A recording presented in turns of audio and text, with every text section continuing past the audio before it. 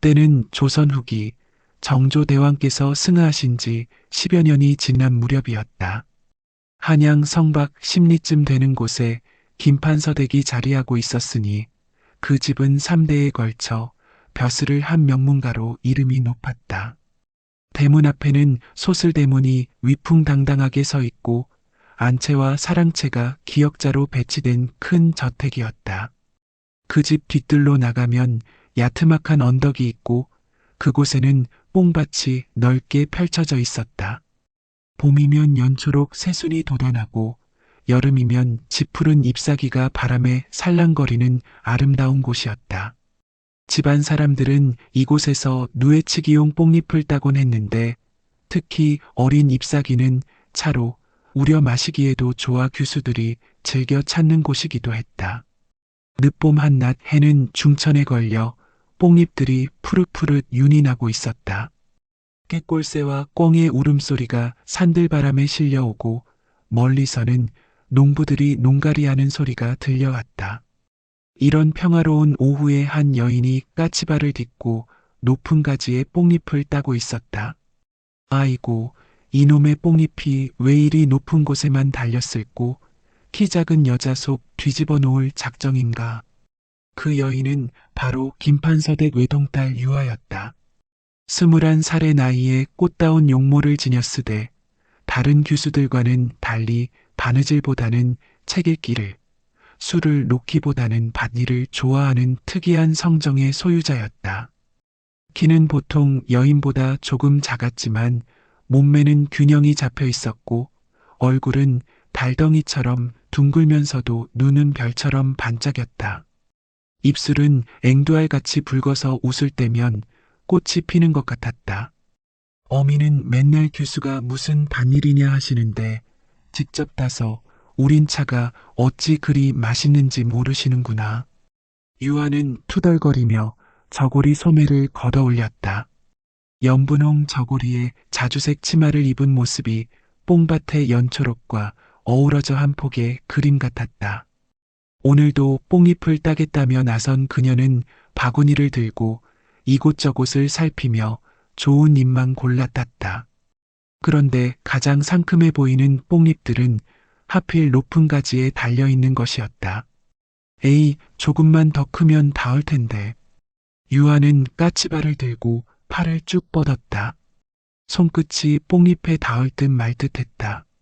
조금만 더 하고 몸을 쭉 늘리는데 어이구, 이게 뭔 일이야.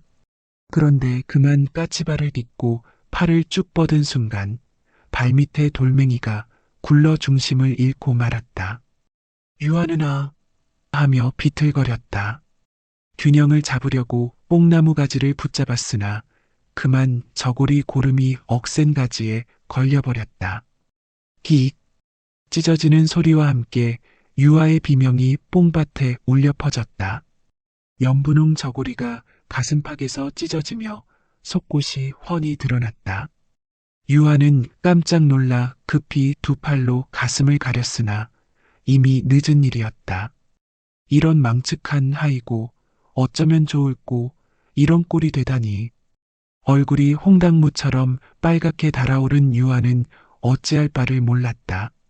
집까지는 한참이나 걸어가야 하는데 이런 모습으로 어떻게 돌아간단 말인가. 더구나 길에서 누라도 마주친다면 바로 그때였다. 어디선가 구성진 콧노래 소리가 들려왔다. 뽕잎 따는 처녀야 고운 손이 상할세라 산새도 울고 가네 꽃잎도 떨어지네. 유아는 깜짝 놀라 소리가 나는 쪽을 돌아보았다. 한 사내가 지게를 메고 뽕밭 쪽으로 걸어오고 있었다. 그는 26 정도 되어 보이는 머슴으로 키는 훤칠하고 어깨는 벌어졌으되 얼굴은 순박하기 그지없었다. 검게 그을린 얼굴에 크고 맑은 눈이 인상적이었다. 머슴은 지게에 낙과 호미 같은 농기구를 짊어지고 있었고 낡은 배에 도포를 걸치고 있었다. 걸음걸이는 느긋했지만 어딘지 당당한 기품이 감돌았다. 이놈 봉구야, 뭘 그리 쳐다보는 게냐. 유아의 외침에 봉구는 비로소 상황을 깨닫고는 급히 두 손으로 눈을 가렸다. 헉! 아씨, 죄송하옵니다. 이놈이 앞을 제대로 안 보고, 아니다. 보고는 왔지만, 아니, 그게 아니라, 이놈이 너무 깜짝 놀라서. 봉구는 당황한 나머지 말을 더듬었다. 평소 과묵한 편이었는데, 이런 상황에서는 어떻게 말해야 할지 몰랐다. 아씨께서 다치신 건 아니신지요? 아파하시는 소리가 들려서 눈을 가린 채로도 봉구는 유아의 안위를 먼저 걱정했다. 그 순박한 마음씨에 유아는 절로 웃음이 터져나왔다. 하하, 이놈이 참 눈은 가리고 걱정은 하고.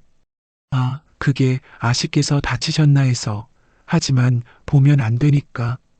봉구의 진심 어린 걱정과 순진한 모습이 어찌나 귀여운지 유아는 처음 느끼는 묘한 감정에 사로잡혔다. 지금껏 만나본 남자들은 모두 자신의 미모만 칭찬했는데 이 순박한 머슴은 자신이 다쳤을까봐 걱정하고 있지 않은가. 저 도포라도 벗어드릴까요? 봉구는 여전히 눈을 가린 채 제 등에 걸친 낡은 도포를 벗어 유아 쪽으로 내밀었다. 비록 낡았지만 깨끗하게 빨아서 햇볕에 말린 도포에서는 은은한 비누 냄새가 났다. 고맙다, 봉구야. 유아는 도포를 받아 몸을 가리며 말했다. 도포는 생각보다 따뜻했고 봉구의 체온이 남아있는 것 같았다. 그제야 봉구는 조심스럽게 손을 내렸다. 아씨가 다치신 곳은 없으신지요? 다친 곳은 없다만 이 저고리가 영 보기 흉하게 찢어졌구나. 유아는 찢어진 저고리를 바라보며 한숨을 내쉬었다. 어머니가 정성껏 지어준 저고리였는데 아이고, 그것도 이놈 때문이옵니다. 일찍 와서 뽕잎을 따드릴 것을 아씨께서 이런 일을 당하시다니. 봉구는 고개를 푹 숙이며 자책했다. 자신이 미리 와서 뽕잎을 따놓았다면 유아가 이런 일을 당하지 않았을 텐데 하는 생각이었다. 무슨 내 탓이냐? 내가 욕심을 부려 높은 가지에 뽕잎을 따려다 그리 된 것을 도리어 내가 도와주었으니 고마울 따름이다. 그래도 제가 뽕잎을 미리 따놓았더라면 아씨 같은 귀한 분이 이런 고생을 하실 일이. 봉구의 말에 유아는 슬며시 미소를 지었다. 다른 머슴들은 자신을 보면 고개도 제대로 들지 못했는데 이 사람은 이렇게 진솔하게 대화하고 있지 않은가. 너는 참 괜찮은 놈이구나, 봉구야. 이름이 봉구지? 예, 봉구입니다. 밭들 봉자에 9구자, 9번째로 태어났다 해서 그리 지었다고 부모님께서. 말하다가 봉구는 표정이 어두워졌다. 부모님을 떠올리며 슬픔이 스친 것이었다. 부모님이 계시지 않으시는구나? 예, 3년 전에 돌아가셨사옵니다. 유아는 봉구의 슬픈 표정을 보며 가슴이 아팠다. 이렇게 착한 사람이 부모까지 여의었다니. 그럼 혼자 지내는 게로구나. 외롭지 않느냐? 외롭기야 하지만 일이 있으니 견딜만하옵니다. 그리고 우리 집 식구들이 모두 좋으셔서. 봉구는 김판서댁 사람들을 식구라고 불렀다. 비록 머슴이지만 가족처럼 대해주는 것에 감사하는 마음이었다. 그 말에 유아는 봉구의 마음씨가 얼마나 고운지 새삼 느꼈다. 너는 정말 마음이 곱구나. 아씨께서 너무 칭찬을. 이놈은 그저 하던 일을 할 뿐이옵니다. 봉구는 얼굴이 붉어지며 머리를 극적였다. 이 도포는 내일 빨아서 돌려주마. 아니옵니다. 그런 것까지 아씨께서 하실 일이 그냥 어머니께서 빨아주시면. 괜찮다. 나도 빨래는 할 줄 안다. 어머니가 가르쳐 주셨거든. 유아는 웃으며 말했다. 봉구는 그 환한 미소에 넋을 잃고 바라보았다. 햇살 받은 꽃처럼 아름다운 웃음이었다. 그럼 감사히 받겠사옵니다. 그렇게 말하며 유아는 집으로 향했다. 뒤에서 봉구는 지게를 다시 매며 중얼거렸다. 참 특이한 아씨로구나. 다른 양반댁 아가씨들과는 영 다르시네. 빨래도 하신다니. 봉구의 눈에는 유아가 떠나간 방향이 한참 동안 아련하게 남아 있었다.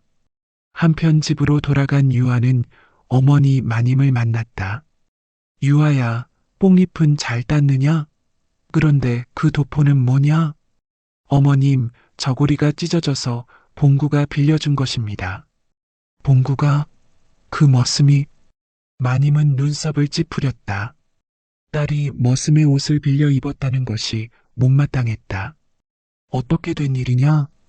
유아는 오늘 있었던 일을 간략히 설명했다. 물론 봉구와 나눈 대화나 자신이 느낀 묘한 감정에 대해서는 말하지 않았다. 아이고, 그런 일이 그래도 머슴의 옷을 입다니 빨리 벗고 목욕 재개하여라. 어머님, 봉구는 좋은 사람입니다. 제가 곤란할 때 도와주었는걸요. 좋은 사람이든 나쁜 사람이든 신부는 신분이다. 교수가 머슴과 그렇게 가까이 지내서는 안 된다. 마님의 엄한 말씀에 유아는 더 이상 말하지 못했다. 하지만 마음속으로는 봉구의 따뜻한 미소가 계속 떠올랐다. 그날 밤 유아는 봉구의 도포를 정성스럽게 빨았다. 찬물에 비누를 풀어 조심조심 문질렀다. 도포에서 나는 봉구의 채취를 맡으며 가슴이 두근거렸다. 이상하다. 왜 이런 기분이 드는 걸까? 유아는 자신의 마음을 알 수 없어 답답했다. 그날 이후 유아는 자꾸만 발걸음이 뽕밭으로 향했다. 처음에는 도포를 돌려주려는 핑계였지만 그 일이 끝난 후에도 계속 뽕밭을 찾았다. 어머님, 뽕잎 차는 몸에 좋다고 하지 않으셨습니까? 그래도 하인들이 따다 주는 것이지. 내가 직접 나서서 따는 법이 어디 있느냐? 규수가 날마다 밭으로 나가는 것이 말이 되느냐? 직접 딴 것이 더 정성이 들어가지 않겠습니까? 그리고 밖에서 바람도 쐬고. 마님은 딸의 고집을 당해낼 수 없어 그저 한숨만 내쉬었다. 요즘 너는 왜 이리 뽕밥만 드나드느냐? 예전에는 책 읽기를 그리 좋아하더니 책도 읽고 뽕잎도 따고 둘 다 하면 안 되나요? 유아는 애매하게 대답했다. 사실은 봉구를 만나고 싶어서였지만 그런 말을 어떻게 할 수 있겠는가. 이렇게 하여 유아는 매일같이 뽕밭을 찾았다. 그때마다 봉구는 이미 와서 뽕잎을 따고 있었다. 땀이 이마에 송글송글 맺힌 채 묵묵히 일하는 모습이 왠지 정겹기만 했다. 봉구야, 오늘도 일찍 왔구나. 아씨께서 뽕잎을 좋아하신다 하시기에 좋은 것만 골라서 따두었사옵니다.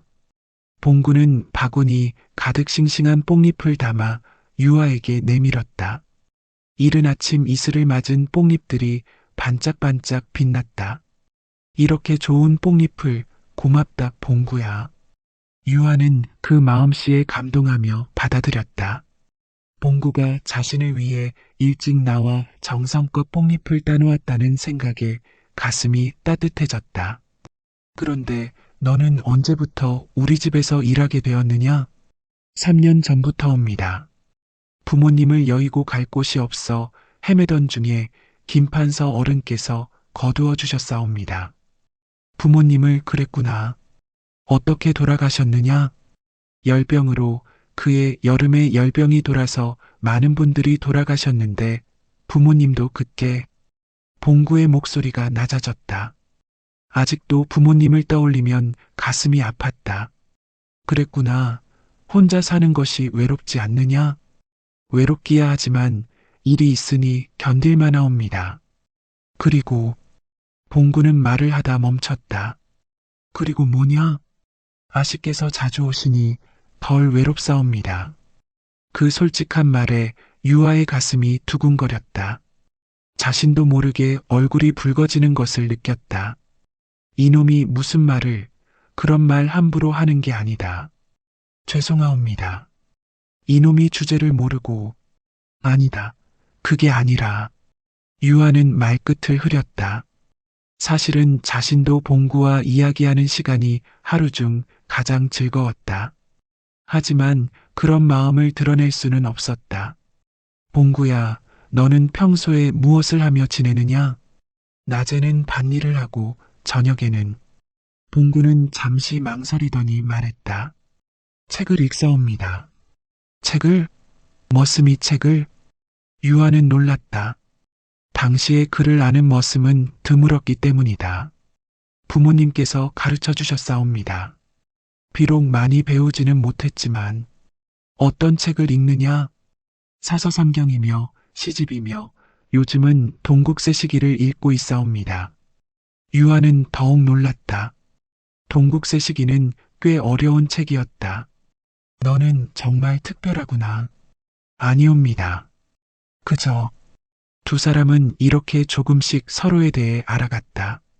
봉구는 단순한 머슴이 아니라 교양 있는 사람이었고 유아는 다른 교수들과 달리 편견 없이 사람을 대하는 사람이었다. 날이 갈수록 두 사람의 대화는 길어졌다.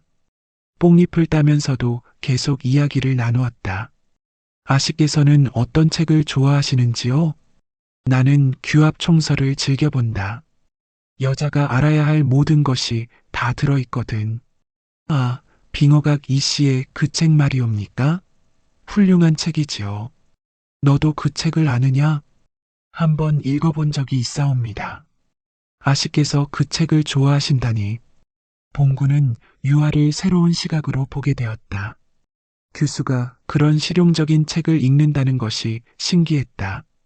대부분의 규수들은 소학이나 연려전 같은 것만 읽는다던데.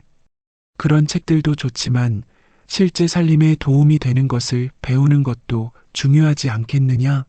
언젠가는 시집을 가서 살림을 맡아야 하는데. 유아의 현실적인 생각에 봉구는 감탄했다. 아씨께서는 정말 지혜로우십니다. 지혜롭기는 그냥 필요한 것을 배우는 것뿐이야. 이런 대화를 나누며 두 사람은 점점 가까워졌다. 유아는 봉구의 깊이 있는 생각과 따뜻한 마음씨에 끌렸고 봉구는 유아의 순수함과 현명함에 마음을 빼앗겼다. 아니 이놈 다리는 멀쩡한데 놔두고 왜 이리 자꾸 뽕밥만 가는 게냐? 유아는 혼잣말로 중얼거리며 제 마음을 다그쳐 보았으나 봉구와의 대화에서 느껴지는 묘한 따뜻함은 점점 그녀를 휘감아갔다. 한편 봉구도 마찬가지였다. 날마다 뽕밭에 나타나는 유아를 기다리는 것이 하루의 즐거움이 되었다. 다른 양반댁 아가씨들처럼 거만하지 않고 오히려 자신 같은 머슴에게도 따뜻하게 대해주는 유아의 모습에 마음이 끌렸다. 이런 마음을 품어서는 안 되는데. 봉구는 밤마다 자신을 다독였다. 하지만 유아의 맑은 웃음소리와 다정한 말씨는 그의 마음 깊숙이 스며들어 있었다. 어느 날 봉구는 용기를 내어 물었다. 아씨께서는 언제 시집을 가실 예정이신지요? 시집이라. 유아는 갑작스러운 질문에 당황했다. 아직 정해진 것은 없다. 어머님께서 좋은 혼처를 알아보고 계시긴 하지만. 그렇습니까? 봉구는 안도의 한숨을 내쉬었다. 아직 혼담이 오가지 않는다니 다행이었다. 너는 왜 그런 것을 묻느냐? 그저 궁금해서. 봉구는 자신의 속마음을 감추었다. 사실은 유아가 다른 남자와 혼인한다는 생각만으로도 가슴이 아팠다. 이렇게 두 사람의 마음은 조금씩 깊어져 갔다. 서로의 마음을 확신하지는 못하면서도 만나는 시간이 기다려지고 즐거웠다. 그런데 이런 평화로운 시간이 오래 갈 수는 없었다. 곧 큰 변화가 찾아올 예정이었다. 그의 여름이 무르익어갈 무렵이었다. 장마가 끝나고 뜨거운 햇살이 내리쬐는 어느 날 오후 마님이 유아를 안채로 불러들였다. 유아야, 이리 와서 앉아라. 예, 어머님. 유아는 어머니의 심상치 않은 표정을 보며 조심스럽게 자리에 앉았다. 평소보다 단정하게 차린 어머니의 모습에서 중요한 이야기가 있을 것 같은 예감이 들었다. 안채는 여름 더위를 피하려고 모든 문이 활짝 열려 있었다. 마루에서는 시원한 바람이 불어왔고 마당에서는 맨드라미와 봉숭아꽃이 붉게 피어 있었다.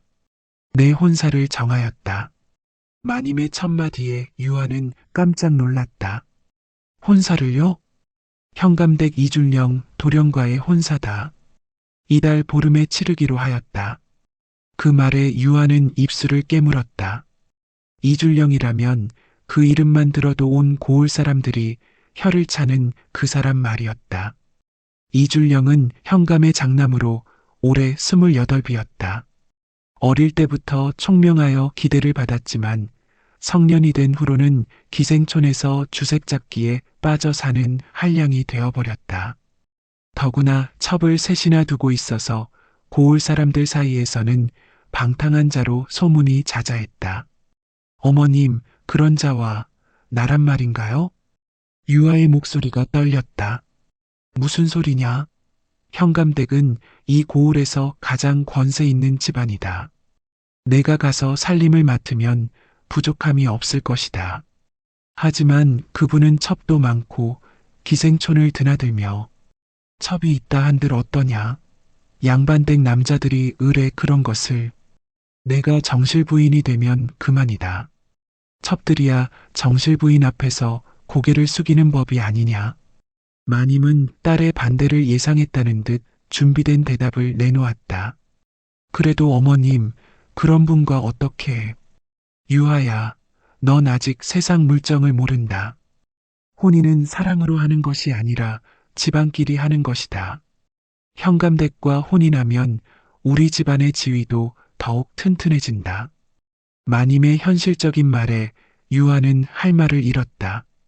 조선시대 여성에게 혼인은 선택의 문제가 아니라 부모가 정해주는 것이었다. 더구나 내 나이가 벌써 21가 아니냐. 이제 혼인할 때가 되었다. 하지만은 무슨 하지만이냐. 이미 양가에서 합의한 일이다. 이준령 도련도 내 용모를 보고 마음에 들어 한다고 하더라. 유아는 이준령이 자신의 용모를 보았다는 말에 소름이 돋았다. 언제 어디서 보았다는 것인가? 그분이 저를 언제 보셨다는? 지난번 단오절 그네 타기에서 보았다고 하더라. 그때 내가 그네를 타는 모습이 아름다웠다고. 유아는 그때를 떠올렸다. 단오절에 마을 여인들과 함께 그네를 탔는데 그때 누군가가 자신을 지켜보고 있다는 느낌을 받았었다. 그것이 이준령이었다니 그분의 시선이 불편했는데 그때부터 저를. 불편하긴 뭐가 불편하냐? 장래 남편이 아내를 보는 것이 당연하지. 마님의 단호한 말에 유아는 더 이상 반박할 수 없었다. 하지만 가슴속 깊은 곳에서는 무언가가 크게 요동쳤다. 어머님, 조금만 더 시간을. 시간은 무슨 시간이냐? 이미 날짜도 잡았다. 이달 보름 열흘 뒤다. 그렇게 빨리요?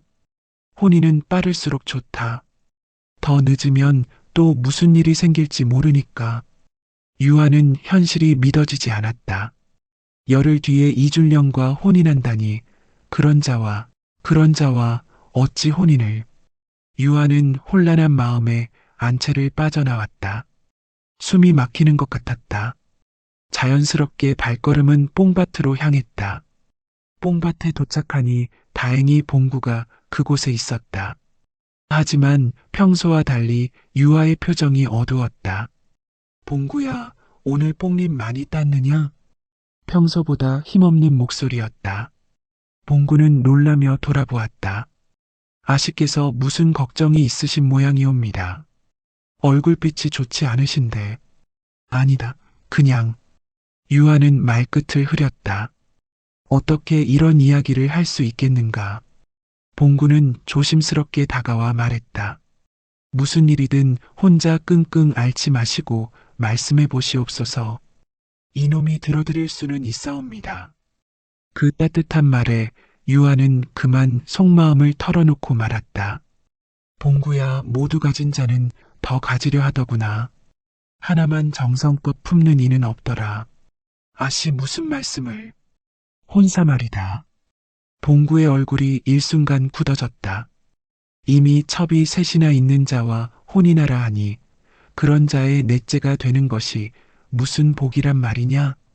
봉구는 그 말에 큰 충격을 받았다. 유아가 혼인한다니 그것도 그런 자와 마음이 무너지는 것 같았다.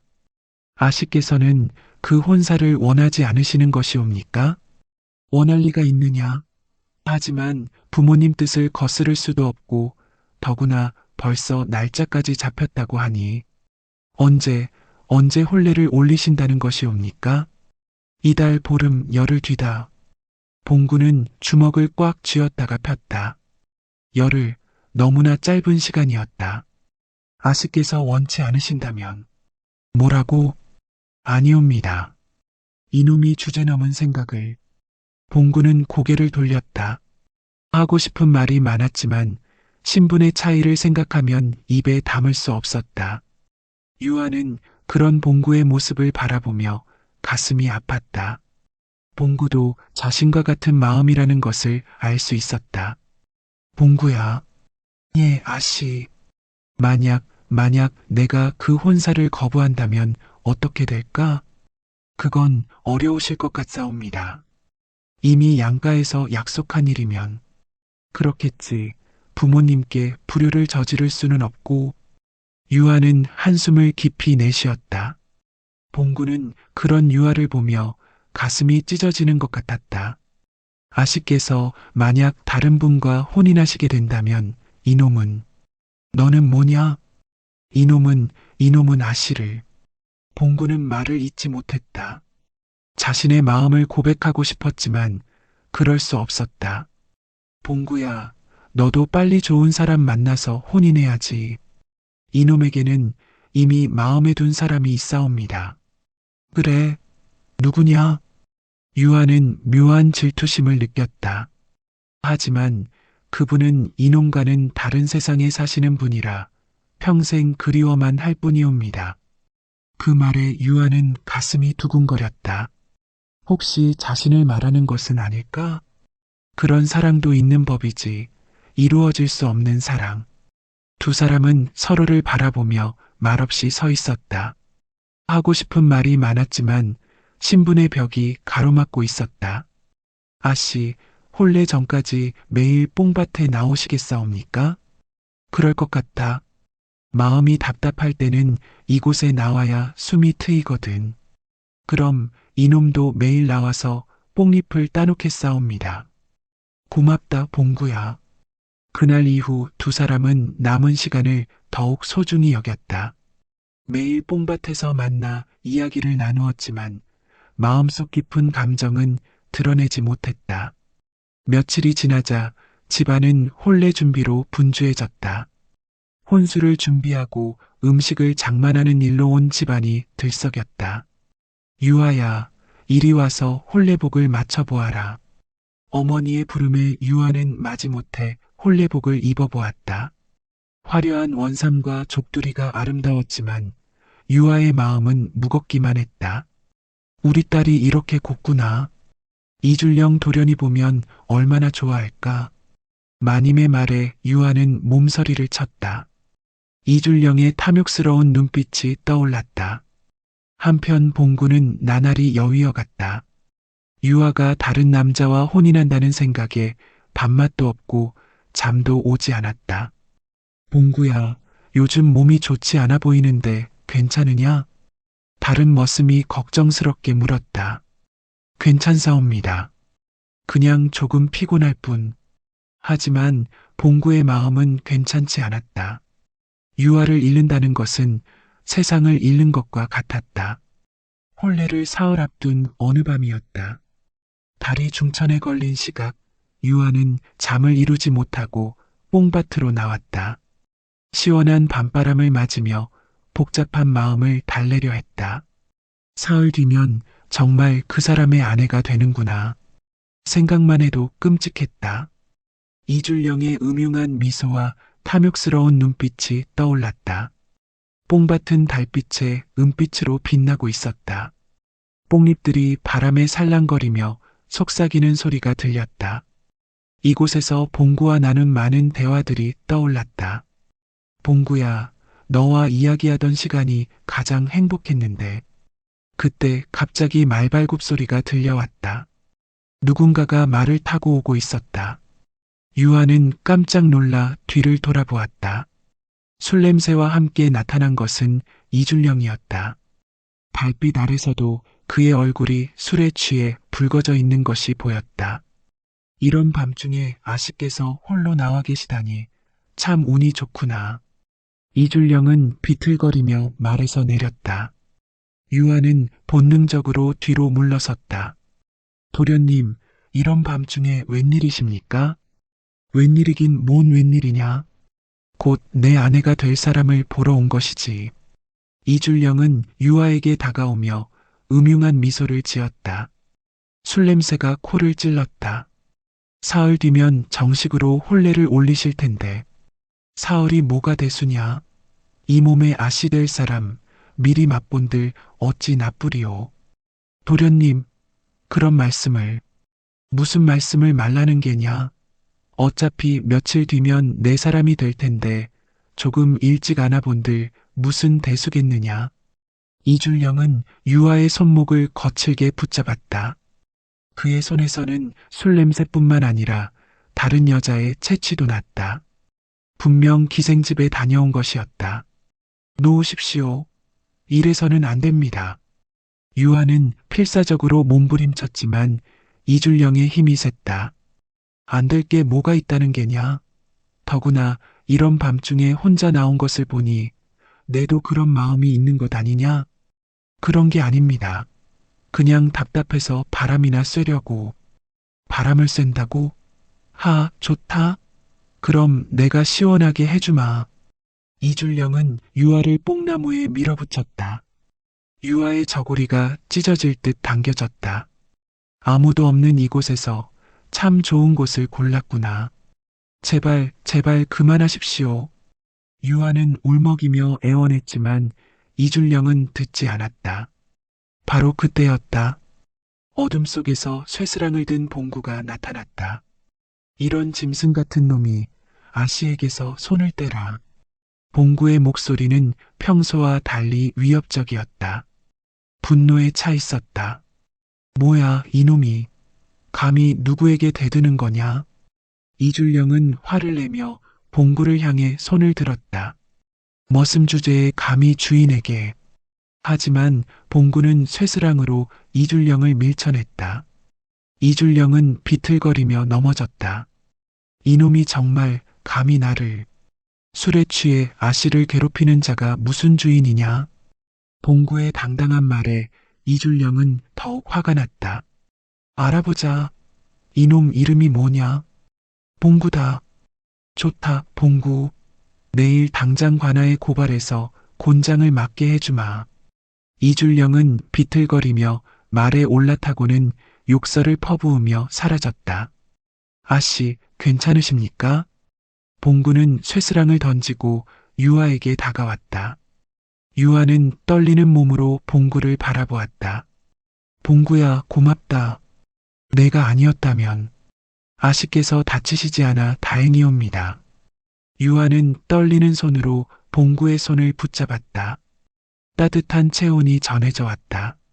그런데 너는 괜찮겠느냐? 그 사람이 관아에 고발한다고 했는데. 괜찮사옵니다. 아씨만 무사하시면. 아니다. 괜찮지 않아. 너는 나를 구해주었는데. 유아는 봉구의 희생을 생각하니 가슴이 아팠다. 이래선 안 되는데, 그런데 이 품이 따뜻하여 떨어질 수가 없구나. 아씨. 달빛 아래서 두 사람은 서로를 바라보았다. 오랫동안 마음속에 품어왔던 감정이 한꺼번에 터져나왔다. 봉구야, 나는. 아씨, 이놈도. 더 이상 말은 필요 없었다. 뽕나무 그늘 아래서 두 사람은 서로를 끌어안았다. 세상의 모든 소음이 사라지고 오직 두 사람의 숨소리와 심장소리만이 밤을 가득 채웠다. 사흘 뒤면 다른 사람의 아내가 되어야 하는데. 아씨, 오늘 밤만은 오늘 밤만은 내 마음대로 하고 싶다. 유아의 저고리 고름이 풀리고 봉구의 거친 손이 그녀의 부드러운 살결을 어루만졌다. 뽕잎들이 바람에 살랑거리며 두 사람의 모습을 감싸주었다. 달빛이 두 사람의 얽힌 몸을 은빛으로 비추었다. 유아의 흰 살결과 봉구의 검게 그은 피부가 대조를 이루었다. 이 밤이 영원했으면. 유아의 속삭임에 봉구는 더욱 꽉 그녀를 안았다. 그날 밤 두 사람은 몸과 마음이 하나가 되었다. 하지만 행복한 시간은 짧았다. 새벽이 밝아오자 현실이 다시 찾아왔다. 이제 어떻게 해야 할까? 걱정 마십시오, 아씨. 이놈이 모든 것을 해결하겠사옵니다. 너 하나 희생시킬 수는 없어. 아씨를 위한 일이면 무엇이든 하겠사옵니다. 두 사람은 서로를 꽉 안으며 이별을 아쉬워했다. 앞으로 어떤 일이 벌어질지 알 수 없었지만 이 밤의 사랑만은 영원히 간직하고 싶었다. 이튿날 동이 틀 무렵 갑자기 북소리와 함께 포졸들이 김판서댁으로 몰려왔다. 집안은 순식간에 아수라장이 되었다. 봉구라는 놈을 잡으러 왔다. 포도대장의 외침에 온 집안이 발칵 뒤집혔다. 하인들은 무슨 일인지 몰라 우왕좌왕했고 김판서는 급히 사랑채에서 나왔다. 무슨 일이오? 현감댁 도련님을 폭행한 머슴을 잡으러 왔사옵니다. 폭행이라니? 김판서는 어리둥절했다. 봉구가 그런 일을 할 리가 없다고 생각했다. 그 머슴이 어디 있소? 뽕밭에 있을 것이오. 포졸들이 뽕밭으로 몰려갔다. 유아는 급히 뽕밭으로 달려갔으나 이미 봉구는 포졸들에게 둘러싸여 있었다. 이놈이 바로 봉구다. 어서 결박하여라. 포졸들이 봉구에게 달려들었다. 봉구는 저항할 수 있었지만 순순히 손을 내밀었다. 저항하면 더 큰 죄가 될 것을 알고 있었다. 잠깐. 그때 유아가 뛰어왔다. 모든 사람들이 숨을 죽이고 유아를 바라보았다. 이 사람은 내 서방이오. 순간 뽕밭이 쥐 죽은 듯 조용해졌다. 포도대장이 놀라며 물었다. 뭐라고 하셨소? 혼례 전에 몸을 주었소. 이 사람과는 이미 백년가약을 맺었소. 유아의 선언에 포졸들은 어찌할 바를 몰랐다. 양반댁 교수가 이런 말을 한다는 것은 상상할 수도 없는 일이었다. 아씨, 그런 말씀을 어찌. 봉구가 급히 말렸으나 유아는 더욱 당당하게 말했다.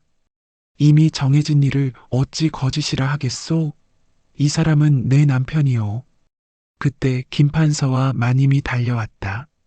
마님은 딸의 말을 듣고 기절할 뻔했다. 유아야, 너 지금 무슨 짓을 하는 게냐? 마님은 기절할 듯 비틀거렸다. 어머님, 이미 엎질러진 물입니다. 이런 천하의 못된 것이 어서 그놈에게서 떨어져라. 하지만 유아는 봉구의 팔을 꽉 껴안으며 물러서지 않았다. 저는 이 사람과 정을 통했고 이 사람 외에는 다른 남자를 남편으로 모실 수 없습니다. 김판서는 땅이 꺼지는 것 같았다. 딸이 머슴과 그런 관계를 맺었다니. 유아야, 내가 정말. 예, 아버님. 죄송합니다. 하지만 이미 벌어진 일입니다. 포도대장은 난처한 표정으로 물러섰다. 이런 상황에서는 함부로 봉구를 잡아갈 수 없었다. 이 일은 현감님께 보고해야겠소. 그리하시오. 하지만 이 사람은 제 남편이니 함부로 대하지 마시오. 유아의 당당한 태도에 포졸들은 어쩔 수 없이 물러갔다. 포졸들이 떠난 후 김판서댁은 난리가 났다. 이런 일이 어찌, 혼례는 어떻게 하겠느냐. 마님은 울음을 터뜨렸다. 현감댁에서 알면 어떻게 하겠느냐. 우리 집안 망신이 아니냐. 김판서도 분노했다. 아버님, 어머님 죄송합니다. 하지만 저는 이 사람을 사랑합니다. 사랑이 뭐가 중요하냐? 신분을 생각해 보아라. 신분이 사랑보다 중요합니까? 유아의 질문에 부모는 할 말을 잃었다. 조선시대에는 신분이 절대적이었지만 딸의 간절한 눈빛을 보니 뭐라 말해야 할지 몰랐다. 한편 현감댁에서는 이 소식을 듣고 발칵 뒤집혔다.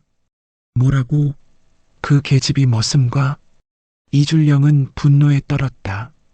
자신이 점찍어둔 여자가 머슴과 몸을 섞었다니. 도련님, 어떻게 하시겠습니까? 당장 혼사를 취소하라. 그런 더러운 계집과 혼인할 수는 없다. 현감도 마찬가지였다. 김판서댁과의 혼사는 취소다. 우리 집안 체면에 먹칠하는 일은 할 수 없다. 이렇게 해서 혼사는 자동으로 취소되었다. 하지만 문제는 이것으로 끝나지 않았다. 그날 밤 유아와 봉구는 산속 외딴 초막으로 몸을 숨겼다. 온 집안이 발칵 뒤집혔지만 두 사람은 더 이상 물러설 곳이 없었다. 초막은 예전에 숯을 굽던 곳으로, 지금은 아무도 사용하지 않았다. 하지만 비바람은 막을 수 있었고 당분간 숨어 지내기에는 적당했다. 아씨, 이놈 때문에 이런 일이 집안까지 망신을 시켜드리고. 괜찮다, 봉구야. 내가 선택한 일이다. 초막 안에서 촛불을 켜고 앉은 두 사람. 봉구는 잠시 망설이더니 품속에서 낡은 서찰과 문서를 꺼냈다. 아쉽게 보여드릴 것이 있사옵니다. 이게 뭐냐? 유아는 촛불에 비춰 문서를 살펴보았다. 정교한 글씨로 빼곡히 적힌 것이 보였다. 현감댁의 부정부패를 기록한 문서입니다. 부정부패라니?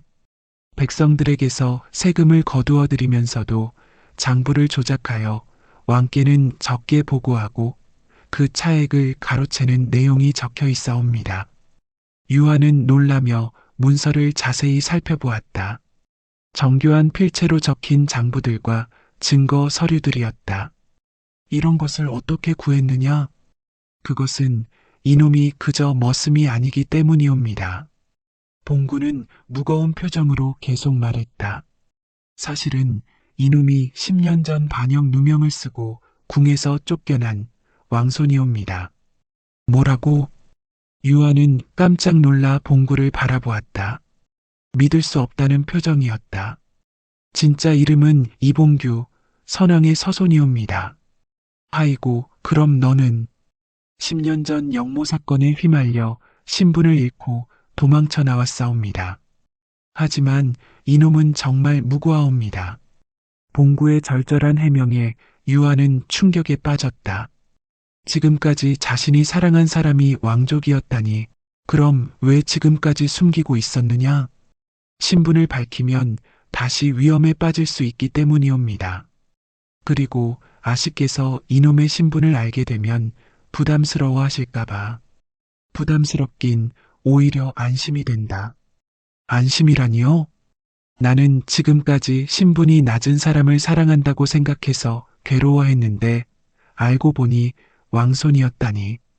유아는 복잡한 감정에 휩싸였다. 아이고, 내가 그리 못난 자를 사랑한 줄 알았는데 진짜는 이 모습이었구나. 하지만 지금의 이놈은 그저 머슴일 뿐이옵니다. 왕손이라는 신분은 의미가 없습니다. 그렇지 않다. 내가 왕손이든 머슴이든 나는 너의 마음을 사랑한 것이야. 유아는 봉구의 손을 잡으며 말했다. 그럼 이 문서는 현감의 죄상을 밝혀 백성들을 구하고 이놈의 무고함도 증명하려는 것이옵니다. 어떻게 이런 증거를 구했느냐? 몰래 현감댁에 들어가서 위험한 일을 했구나. 아씨와 백성들을 위한 일이면 위험해도 상관없사옵니다.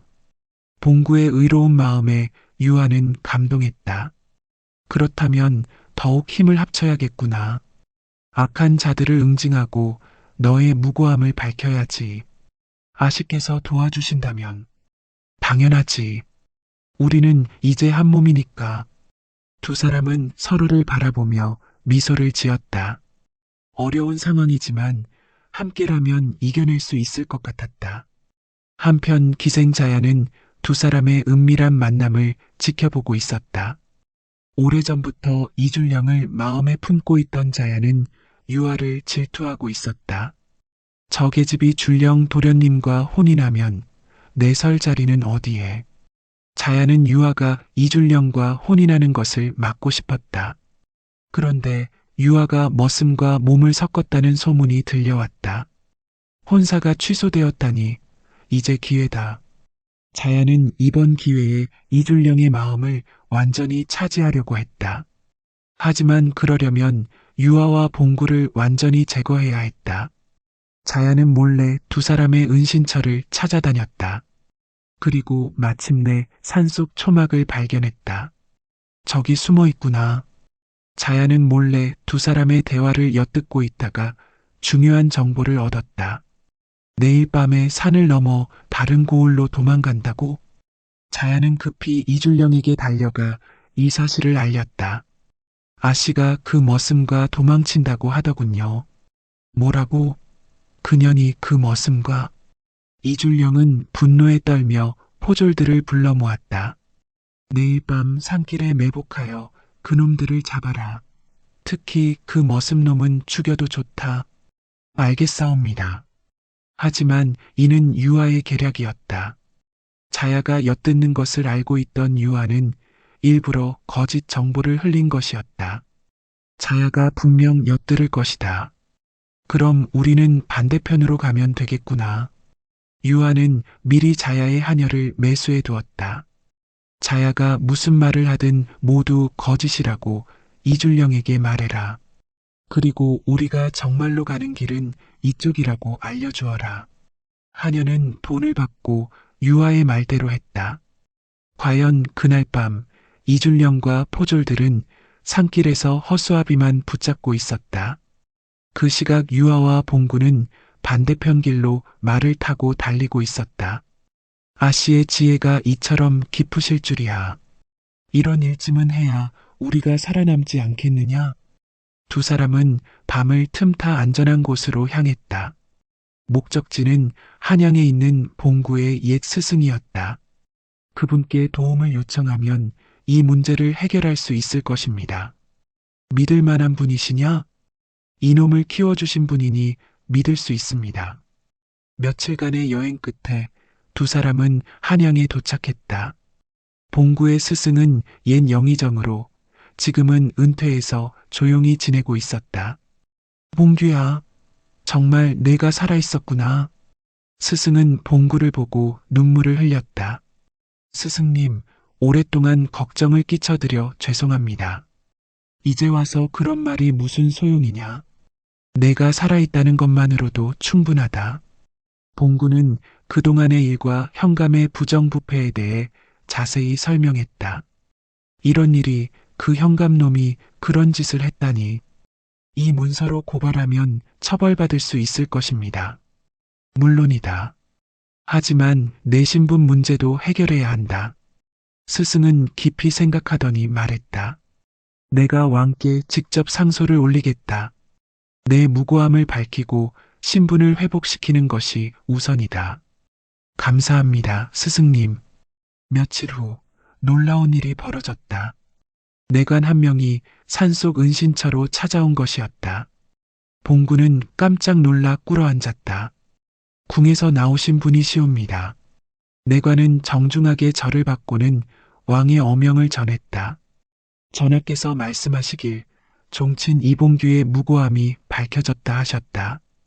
그렇다면 또한 현감 이 씨의 죄상도 모두 드러나 파직되었으니 더 이상 숨어 살 필요는 없다. 봉구와 유아는 안도의 한숨을 내쉬었다. 그런데 전하께서 특별한 명을 내리셨다. 어떤 명이십니까? 종친이 그 삶을 버리고자 하면 머슴으로 살게 하라 하셨다. 다만 매달 초하루에는 궁에 문안하라 하셨다. 이는 왕의 특별한 배려였다. 봉구가 평민으로 살기를 원한다면 허락하되 완전히 끊지는 말라는 뜻이었다. 그 은덕 잊지 않겠나이다. 봉구는 눈물을 흘리며 절했다. 왕의 관용에 감격한 것이었다. 또한 김판서대 교수와의 혼인도 허락하신다고 하셨다. 정말입니까? 유아가 놀라며 물었다. 전하께서 말씀하시길 진정한 사랑 앞에서는 신분이 무슨 소용이냐 하셨다. 왕의 너그러운 마음에 두 사람은 감격했다. 내관이 떠난 후 유아는 봉구의 손을 잡고 말했다. 이제야 말하겠소. 나는 당신을 당신 그대로 사랑했소. 아씨, 왕손이든 머슴이든 상관없소. 내가 사랑한 것은 당신의 진실한 마음이었소. 봉구는 유아를 꽉 안으며 대답했다. 이놈도 아니 이 사람도 아씨를 진심으로 사랑하옵니다. 이제는 이놈이라고 하지 마세요. 당신은 당당한 사람이에요. 하지만 저는 평민으로 살기로 했습니다. 아씨와 함께 평범하게 살고 싶습니다.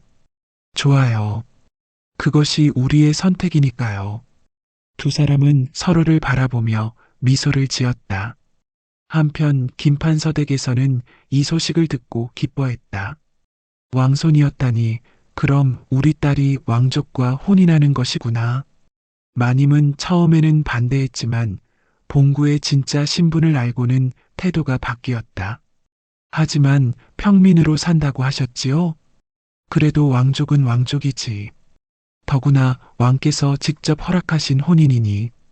김판서도 마찬가지였다. 처음에는 걱정했지만 이제 보니 하늘이 맺어준 인연이었구나. 그해 가을 두 사람은 소박하지만 정성스러운 혼례를 올렸다. 화려한 혼례는 아니었지만 진정한 사랑으로 맺어진 혼례였다. 혼례날 뽕밭에는 단풍이 곱게 물들어 있었다. 유아는 소박한 혼례복을 입고 봉구는 깨끗한 도포를 차려입었다. 저 뽕잎 아래서 처음 만났지요. 그렇다옵니다. 아씨의 저고리가 찢어지던 날, 두 사람은 웃으며 그날을 회상했다. 그때 알았어야 했는데 이것이 운명이었다는 것을. 이놈의 도포를 빌려 입으면서 말이오. 그 따뜻한 마음씨를 느꼈을 때부터 알았어야 했는데. 혼례 후 두 사람은 작은 집을 얻어 평범한 부부로 살았다. 봉구는 농사를 지었고 유아는 집안 살림을 맡았다. 비록 화려하지는 않았지만 행복한 생활이었다.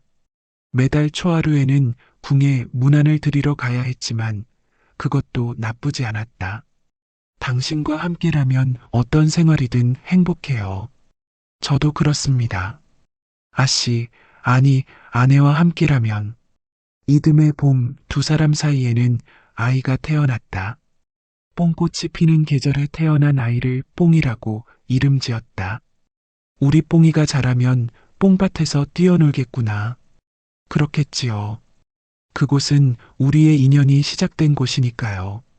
그렇게 두 사람은 신분을 뛰어넘은 사랑을 이루었다. 뽕밭에는 다시 뽕잎이 무성하게 자라났고 그 아래에서 두 사람의 사랑도 더욱 깊어져 갔다. 훗날 사람들은 이 이야기를 전하며 말했다. 진정한 사랑 앞에서는 신분의 높고 낮음이 무슨 소용이냐고. 서로를 아끼고 사랑하는 마음이야말로 가장 귀한 보물이라고. 그리고 그 뽕밭에서는 지금도 바람이 불 때마다 두 사람의 웃음소리가 들려온다고 한다. 찢어진 치마로 시작된 인연이 어떻게 영원한 사랑으로 꽃피웠는지를 말해주며 한편 이준령은 아버지가 파직당한 후 몰락했고 자야는 다른 곳으로 떠나야 했다. 악한 마음은 결국 스스로를 망치는 법이었다. 하지만 유아와 봉구는 선한 마음으로 살았기에 하늘의 도움을 받아 행복한 결말을 맞을 수 있었다. 이것이 바로 권선징악의 도리였다. 아이고, 참으로 기구한 인연이로구나. 신분이 높고 낮음이 무슨 대수리요. 진심으로 아끼는 마음만 있다면 그것이 바로 천상의 인연이 아니겠는가. 이 늙은이도 이런 사랑 이야기를 들으니 가슴이 따뜻해지는구나. 옛사람들이 말하기를 하늘이 맺어준 인연은 끊을 수 없다 하였으니 이 두 사람의 사랑도 그런 것이었으리라.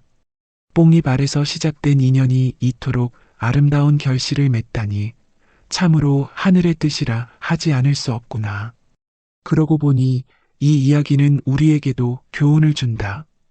진정한 사랑은 겉모습이나 신분을 보는 것이 아니라 마음을 보는 것이라는 말씀이다.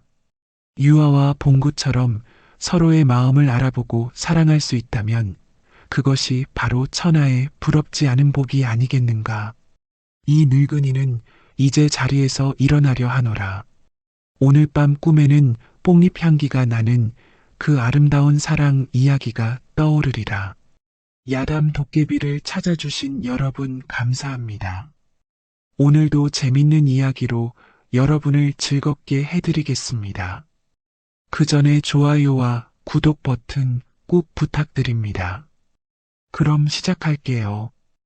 조선 북녘 함종 마을에는 예로부터 전해져 내려오는 이야기가 하나 있었답니다. 그것은 바로 대대로 궁중에 부적을 바치던 장인의 집안에서 일어난 기이한 일이었지요. 이 집안의 역사를 거슬러 올라가면 고려 말 공민왕 시절까지 닿는다고 하였습니다. 그 당시 한 도사가 꿈에서 용왕의 계시를 받아 특별한 부적을 만드는 비법을 터득하게 되었고 그 화손들이 대대로 이 비법을 전해오며 임금님의 어명을 받들어 신령한 부적을 제작해 바쳐왔던 것이지요.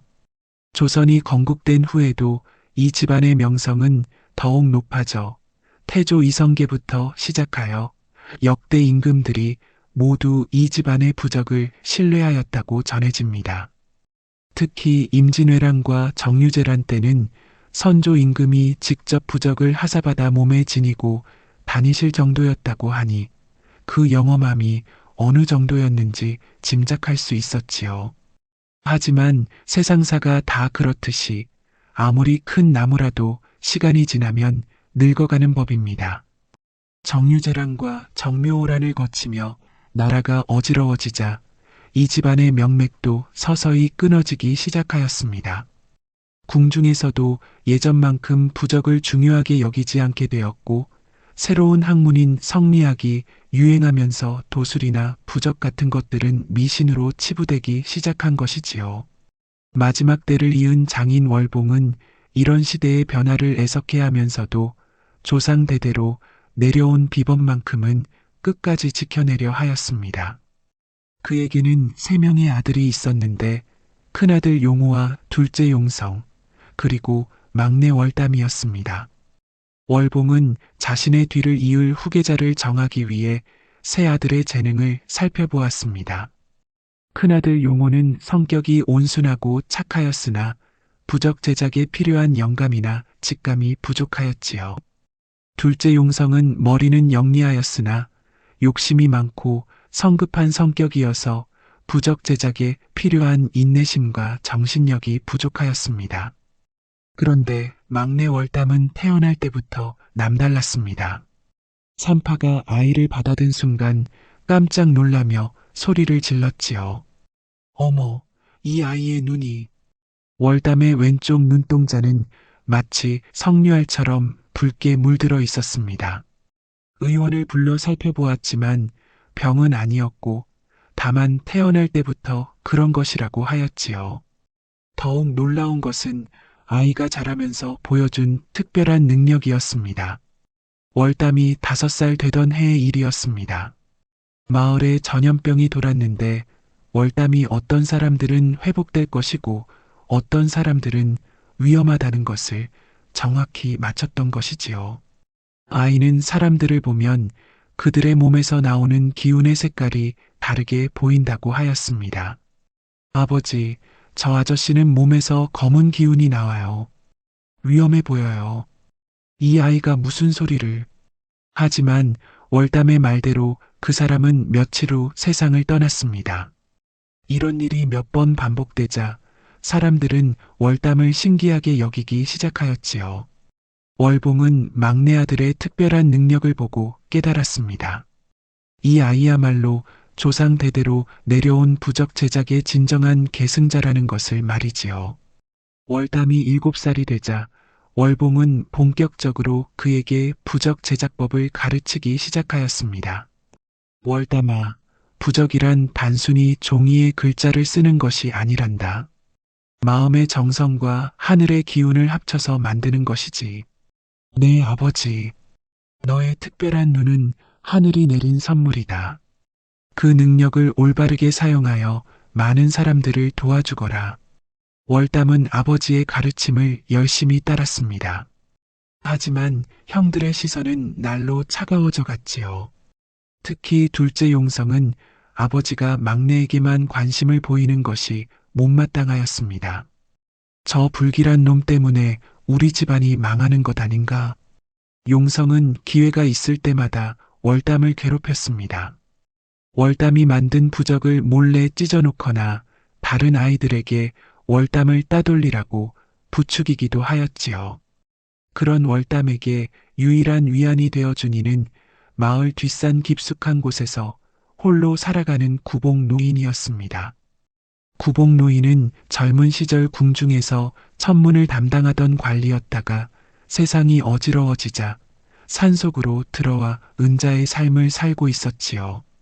월담이 10살 되던 해 우연히 산에서 길을 잃고 헤매다가 구복 노인의 오두막을 발견하게 되었습니다.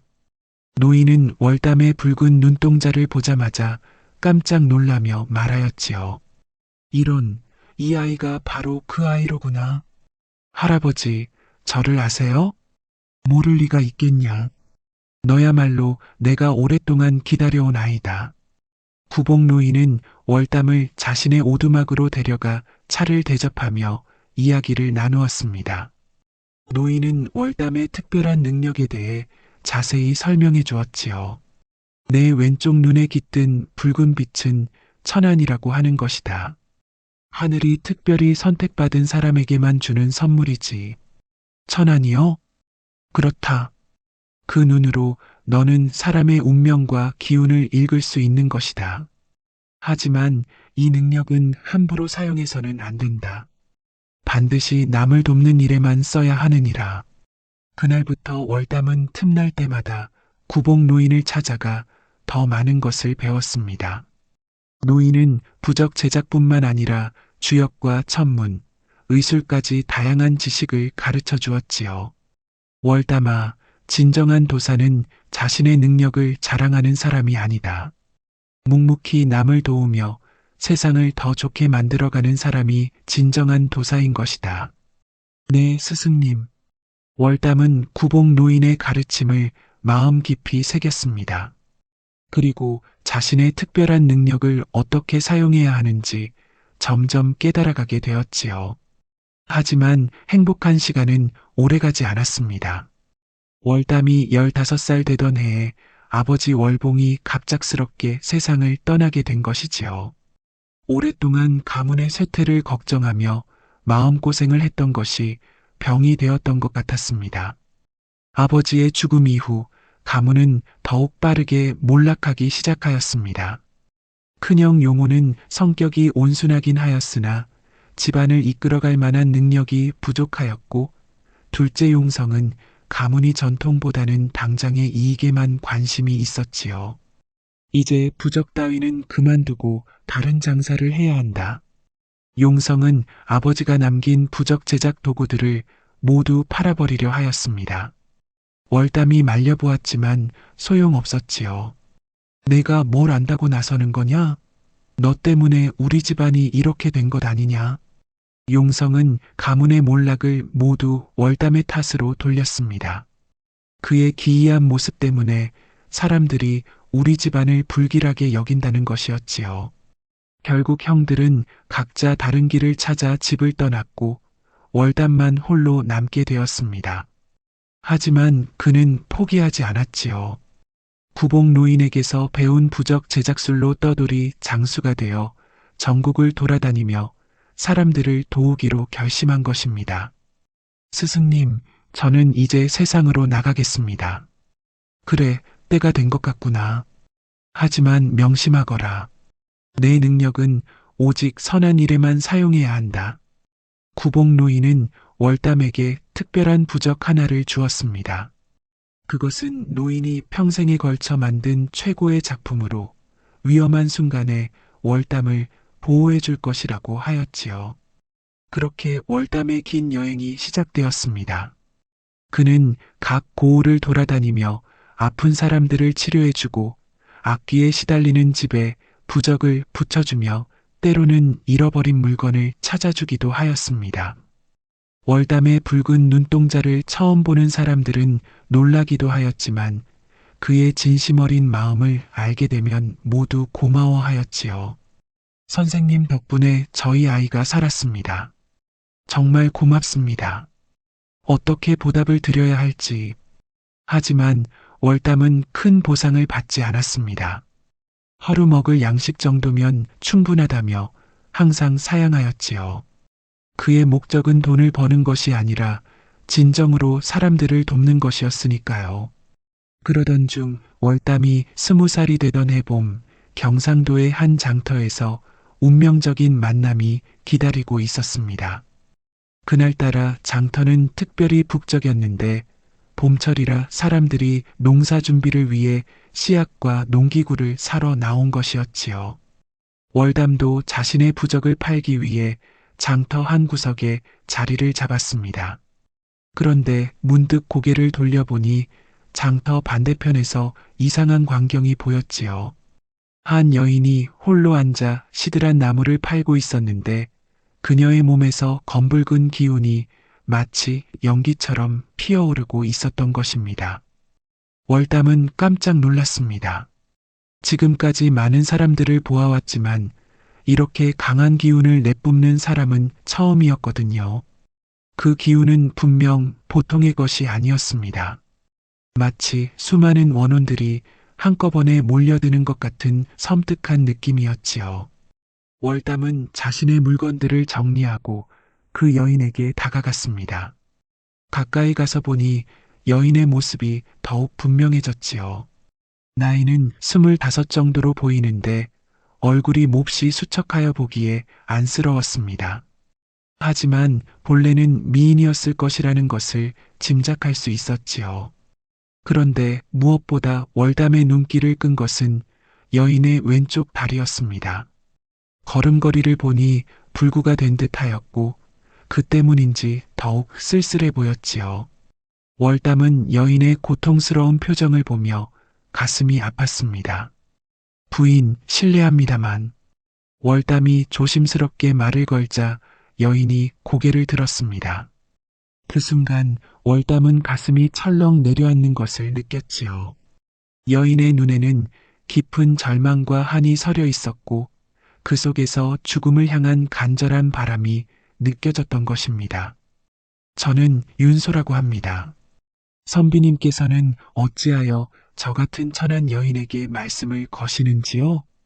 윤소의 목소리는 작고 떨렸습니다. 마치 오랫동안 사람들과 대화를 나누지 못했던 것 같았지요. 천한 여인이라니요. 부인의 몸에 깃든 기운을 보니 예사롭지 않은 분 같은데요. 월담의 말에 윤소는 쓴웃음을 지으며 고개를 저었습니다. 기운이라 그것이 바로 저를 이 지경으로 만든 원인이옵니다.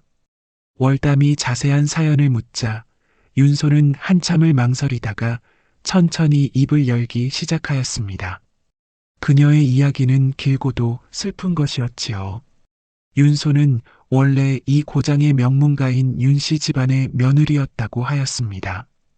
그녀의 시댁은 대대로 벼슬을 한 양반가로 조선 초기부터 이어온 유서 깊은 집안이었지요. 윤소 역시 좋은 집안의 딸로 태어나 어려서부터 글을 배우고 예의범절을 익히며 자랐다고 하였습니다. 16에 시집을 간 윤소는 처음엔 행복하였습니다. 남편 윤정호는 학문에 뛰어나고 인품이 훌륭한 사람이었거든요. 시부모님들도 윤소를 친딸처럼 아껴주셨고 동서들과의 관계도 원만하였지요. 그때만 해도 저는 세상에서 가장 행복한 사람이라고 생각했었답니다. 윤소의 눈에 잠시 그리움의 빛이 떠올랐습니다. 하지만 곧 다시 어둠이 드리워졌지요. 결혼한 지 3년째 되던 해 갑자기 이상한 일들이 벌어지기 시작하였다고 하였습니다. 먼저 시아버지께서 원인 모를 병에 걸려 누워 계시게 되었지요. 의원을 불러 약을 써도 차도가 없었고 오히려 날이 갈수록 악화되어 갔습니다. 밤마다 시아버님께서 헛소리를 하시면서 괴로워하셨어요. 누가 나를 부른다. 어디서 소리가 나는가 하시면서요. 그 다음엔 큰 시누이가 같은 증상을 보이기 시작하였고, 이어서 작은 시누이와 남편의 형까지 차례로 쓰러졌다고 하였습니다. 이상한 것은 모두 비슷한 증상을 보였다는 것이었지요. 고열에 시달리면서 헛것을 보고 밤마다 무서워하며 비명을 지르곤 하였습니다. 집안이 이런 상황에 빠지자 사람들은 귀신의 짓이라고 수군거리기 시작하였습니다. 결국 무당을 불러 구술하게 되었는데 무당이 한 말이 충격적이었지요. 이 집 뒷산에 있는 묘 중에 자리가 잘못된 것이 있습니다. 그 때문에 죽은 자의 원혼이 살아있는 자들을 해치고 있어요. 무당이 가리킨 것은 바로 윤소의 남편인 윤정호의 묘였습니다. 정호는 그 전에 겨울에 갑작스럽게 세상을 떠났는데 급하게 장례를 치르다 보니 묘자리를 제대로 보지 못하고 묻었던 것이지요. 그런데 이상한 것은 남편이 죽은 것도 갑작스러웠다는 점이었어요. 아무 병도 없던 사람이 하루아침에 쓰러져서 윤소의 목소리가 떨렸습니다. 그날의 기억이 아직도 생생한 듯 하였지요. 무당의 말에 따라 시댁 식구들은 윤정호의 묘를 이장하기로 결정하였습니다. 하지만 그 과정에서 더욱 이상한 일이 벌어졌지요. 관을 파내던 중 갑자기 하늘에서 천둥번개가 치고 피바람이 불어닥친 것입니다. 그때의 광경은 정말 잊을 수가 없어요. 마치 하늘이 노한 것 같았어요. 결국 이장은 중단되었고 그날 밤 윤소의 시어머니마저 세상을 떠나고 말았습니다. 이제 집안 사람들은 완전히 공포에 사로잡혔지요. 모든 것이 내 남편 때문이다. 내가 우리 집에 재앙을 가져온 것이다. 시댁 친척들은 윤소를 원망하기 시작하였습니다. 그녀가 무슨 죄를 지었기에 남편이 죽어서도 가족들을 해치는 것이냐고 비난하였지요. 저는 정말 아무것도 한 일이 없었는데 다만 남편을 사랑했을 뿐인데 윤소는 억울하였지만 어떻게 변명할 도리가 없었습니다. 결국 그녀는 집에서 쫓겨나게 되었지요. 그것도 한겨울 눈보라가 치는 날이었습니다. 갈 곳이 없어서 산속을 헤매다가 낭떠러지에서 떨어졌어요. 그때 다리를 다쳐서 이렇게 절름발이가 되었답니다. 윤소는 자신의 왼쪽 다리를 내려다보며 쓸쓸히 미소 지었습니다. 그 후로는 이곳저곳을 떠돌며 하루하루를 버텨왔어요. 하지만 어디를 가든 이상한 일들이 따라와서 사람들이 저를 멀리하게 되더라고요. 윤소의 이야기를 들은 월담은 깊은 연민을 느꼈습니다. 그리고 그녀의 몸에서 피어나는 기운이 단순한 귀기가 아님을 직감하였지요. 오히려 억울한 원혼이 도움을 요청하는 것 같았습니다. 부인, 혹시 그 묘소를 한번 보여주실 수 있겠습니까? 제가 부적에 조금 아는 바가 있어서 혹시 도움이 될 수 있을지도 모릅니다. 윤소는 처음엔 거절하였습니다. 그곳에 가면 또 이상한 일이 벌어질 것이라고 걱정하였거든요. 하지만 월담의 간절한 부탁과 진심 어린 태도를 보고 마음을 돌이켰지요. 정말 괜찮으실까요? 저 때문에 선생님께서도 해를 당하시면 걱정하지 마십시오. 제가 알아서 하겠습니다. 두 사람은 장터를 떠나 산길을 따라 걸어갔습니다. 윤소가 다리를 절뚝거려서 걸음이 느렸지만 월담은 재촉하지 않고 천천히 따라갔지요. 오히려 힘든 구간에서는 윤소의 팔을 부축해주며 도왔습니다. 길을 걸으면서 월담은 윤소에 대해 더 많은 것을 알게 되었습니다. 그녀는 비록 불행한 처지에 놓였지만 본래 총명하고 교양 있는 여인이었지요. 시문에도 조예가 깊어서 때때로 아름다운 시 한 구절을 읊기도 하였습니다. 낙화유수 춘 거야. 떨어진 꽃잎이 물에 떠내려가니 봄도 간다는 뜻이군요. 네, 저의 처지와 비슷해서 자주 떠올리는 시입니다. 월담은 윤소의 학식에 감탄하였습니다. 일반적인 여인들은 이런 한시를 알기 어려웠거든요. 그녀가 정말로 좋은 집안 출신임을 알 수 있었지요. 해가 서산으로 기울 무렵 두 사람은 마침내 윤소의 옛 시댁에 도착하였습니다. 멀리서 보아도 그곳이 폐허가 된 지 오래되었음을 알 수 있었지요. 한때는 웅장했을 대문은 반쯤 무너져 있었고 담장 곳곳에는 균열이 가 있었습니다. 여기가 예전 제가 살던 곳입니다. 윤소의 목소리에는 깊은 슬픔이 담겨 있었습니다. 월담은 그녀의 어깨를 가볍게 두드려 위로하였지요. 집 안으로 들어가니 마당에는 잡초가 무성하게 자라 있었고 사랑채와 안채의 기와는 대부분 깨어져 있었습니다. 그야말로 몰락한 집안의 모습이었지요. 저기 뒤편 야산에 남편의 묘가 있습니다. 윤소가 가리킨 곳으로 향하는데 갈수록 월담의 마음이 무거워졌습니다. 이상한 기운이 점점 강해지고 있었거든요. 마치 보이지 않는 누군가가 자신들을 지켜보고 있는 것 같은 느낌이었지요. 드디어 묘소에 도착하자 월담은 온몸에 소름이 돋았습니다.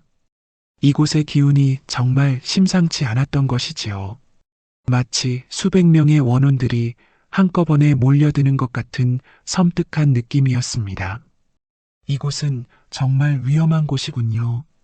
월담은 급히 구복 노인에게서 받은 특별한 부적을 꺼내어 자신과 윤소 주변에 결계를 쳤습니다.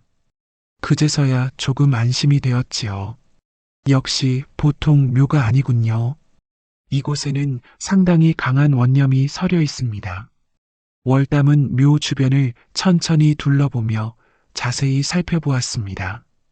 묘의 위치나 방향을 보니 풍수지리상으로도 좋지 않은 자리였지요. 하지만 그것만으로는 이렇게 강한 귀기가 생기기 어려웠습니다. 부인, 이곳에서 하룻밤만 머물며 자세히 살펴보고 싶습니다. 혹시 빈 방 하나 빌려주실 수 있겠습니까? 윤소는 난처해하였습니다. 이곳에서 밤을 보내는 것은 너무나 위험해 보였거든요. 정말 괜찮으실까요? 밤이 되면 이상한 소리들이 들리고 걱정하지 마십시오.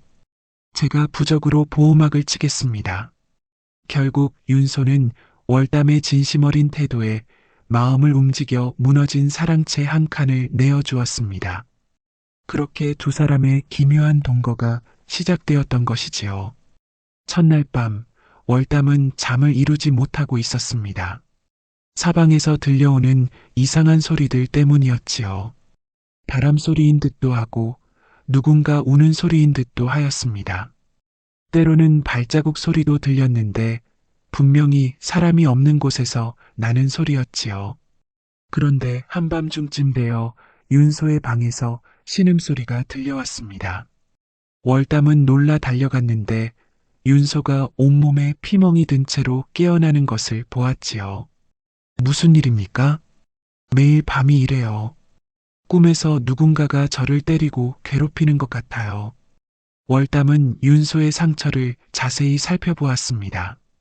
분명히 누군가에게 맞은 것 같은 멍자국들이었는데 사람이 때린 것 같지는 않았지요. 마치 보이지 않는 손에 의해 생긴 것 같았습니다. 이상하군요. 이런 상처를 입힐 만한 것이 주변에는 없는데 월담은 방 안을 구석구석 살펴보았지만 특별한 것은 발견할 수 없었습니다.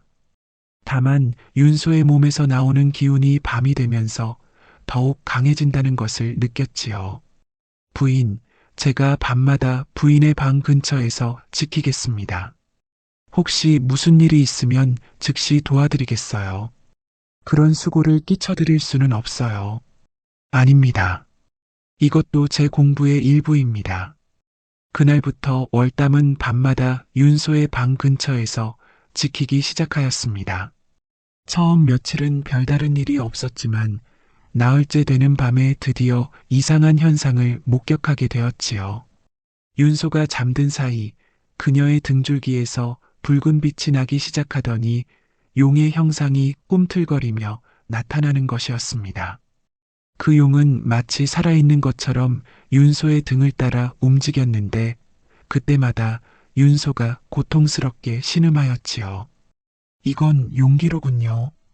월담은 깨달았습니다. 윤소의 몸에 잠들어 있는 것은 귀신이 아니라 억울하게 죽은 조상의 원령이었던 것이지요. 그 용의 기운이 살아나기를 원하고 있었고 그것이 주변에 이상한 현상을 일으키고 있었던 것입니다. 다음 날 아침 월담은 윤소에게 자신이 본 것을 설명해 주었습니다. 용기라고 하셨나요? 네, 그렇습니다. 부인의 조상 중에 억울하게 돌아가신 분이 계신 것 같습니다. 그분의 원혼이 부인을 통해 무언가를 알리려 하는 것 같아요. 윤소는 깊은 생각에 잠겼습니다. 자신의 집안 역사를 되돌아보니 생각나는 것이 있었지요. 혹시 고조할아버지 말씀인가요? 고조할아버지요?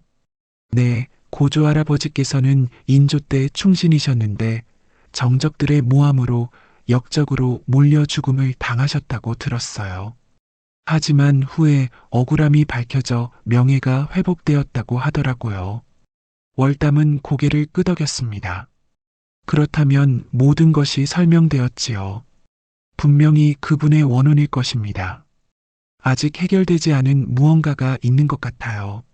월담은 구복 노인에게서 배운 비법을 사용하여 윤소의 몸에 잠든 용기를 조금씩 달래기 시작하였습니다. 손바닥에 기운을 모아 윤소의 등에 대고 천천히 어루만져 주었지요. 아, 따뜻해요. 윤소는 월담의 손길에 처음으로 편안함을 느꼈습니다. 오랫동안 혼자서 고통받아왔던 그녀에게 월담의 온기는 마치 단비 같았지요. 조금 나아지시나요? 네, 정말 오랜만에 마음이 편안해지는 것 같아요. 월담은 매일 저녁 윤소의 등을 어루만져주며 용기를 달래주었습니다. 그 과정에서 두 사람은 자연스럽게 가까워지게 되었지요. 시간이 흐를수록 두 사람 사이에는 미묘한 감정이 싹트기 시작하였습니다. 월담은 윤소의 불행한 처지에 연민을 느꼈고 동시에 그녀의 지적이고 아름다운 모습에 끌리게 되었지요. 윤소 역시 자신을 진심으로 도와주려는 월담에게 고마움과 함께 다른 감정을 품게 되었습니다. 두 사람은 낮에는 함께 집 주변을 정리하고 저녁에는 마당에 앉아 이야기를 나누었지요. 윤소는 월담에게 자신이 아는 시와 글을 가르쳐 주었고 월담은 윤소에게 부적과 도술에 관한 흥미로운 이야기들을 들려주었습니다. 월담 공자님은 정말 박학하시군요. 어디서 그 많은 것들을 배우셨나요? 스승님께서 가르쳐 주신 것들입니다. 스승님은 젊은 시절 궁중에서 천문을 담당하셨던 분이거든요. 그렇다면 정말 대단한 분이시겠어요. 윤소는 월담의 이야기에 귀를 기울이며 감탄하였습니다. 그의 해박한 지식과 따뜻한 인품에 점점 마음이 끌리고 있었지요. 월담 역시 윤소와 이야기를 나누는 시간이 즐거웠습니다. 그동안 혼자서 떠돌며 살아왔던 그에게 이렇게 마음을 나눌 수 있는 사람이 생긴다는 것은 큰 기쁨이었지요. 어느 날 저녁 두 사람은 평소보다 늦게까지 이야기를 나누었습니다. 달빛이 유난히 밝은 밤이었지요. 윤소 부인, 실례가 되지 않는다면 한 가지 묻고 싶은 것이 있습니다. 무엇이든 물어보세요. 부인께서는 앞으로 어떻게 지내실 계획이신가요? 윤소는 잠시 말이 없었습니다. 사실 그녀에게는 뚜렷한 미래 계획 같은 것이 없었거든요.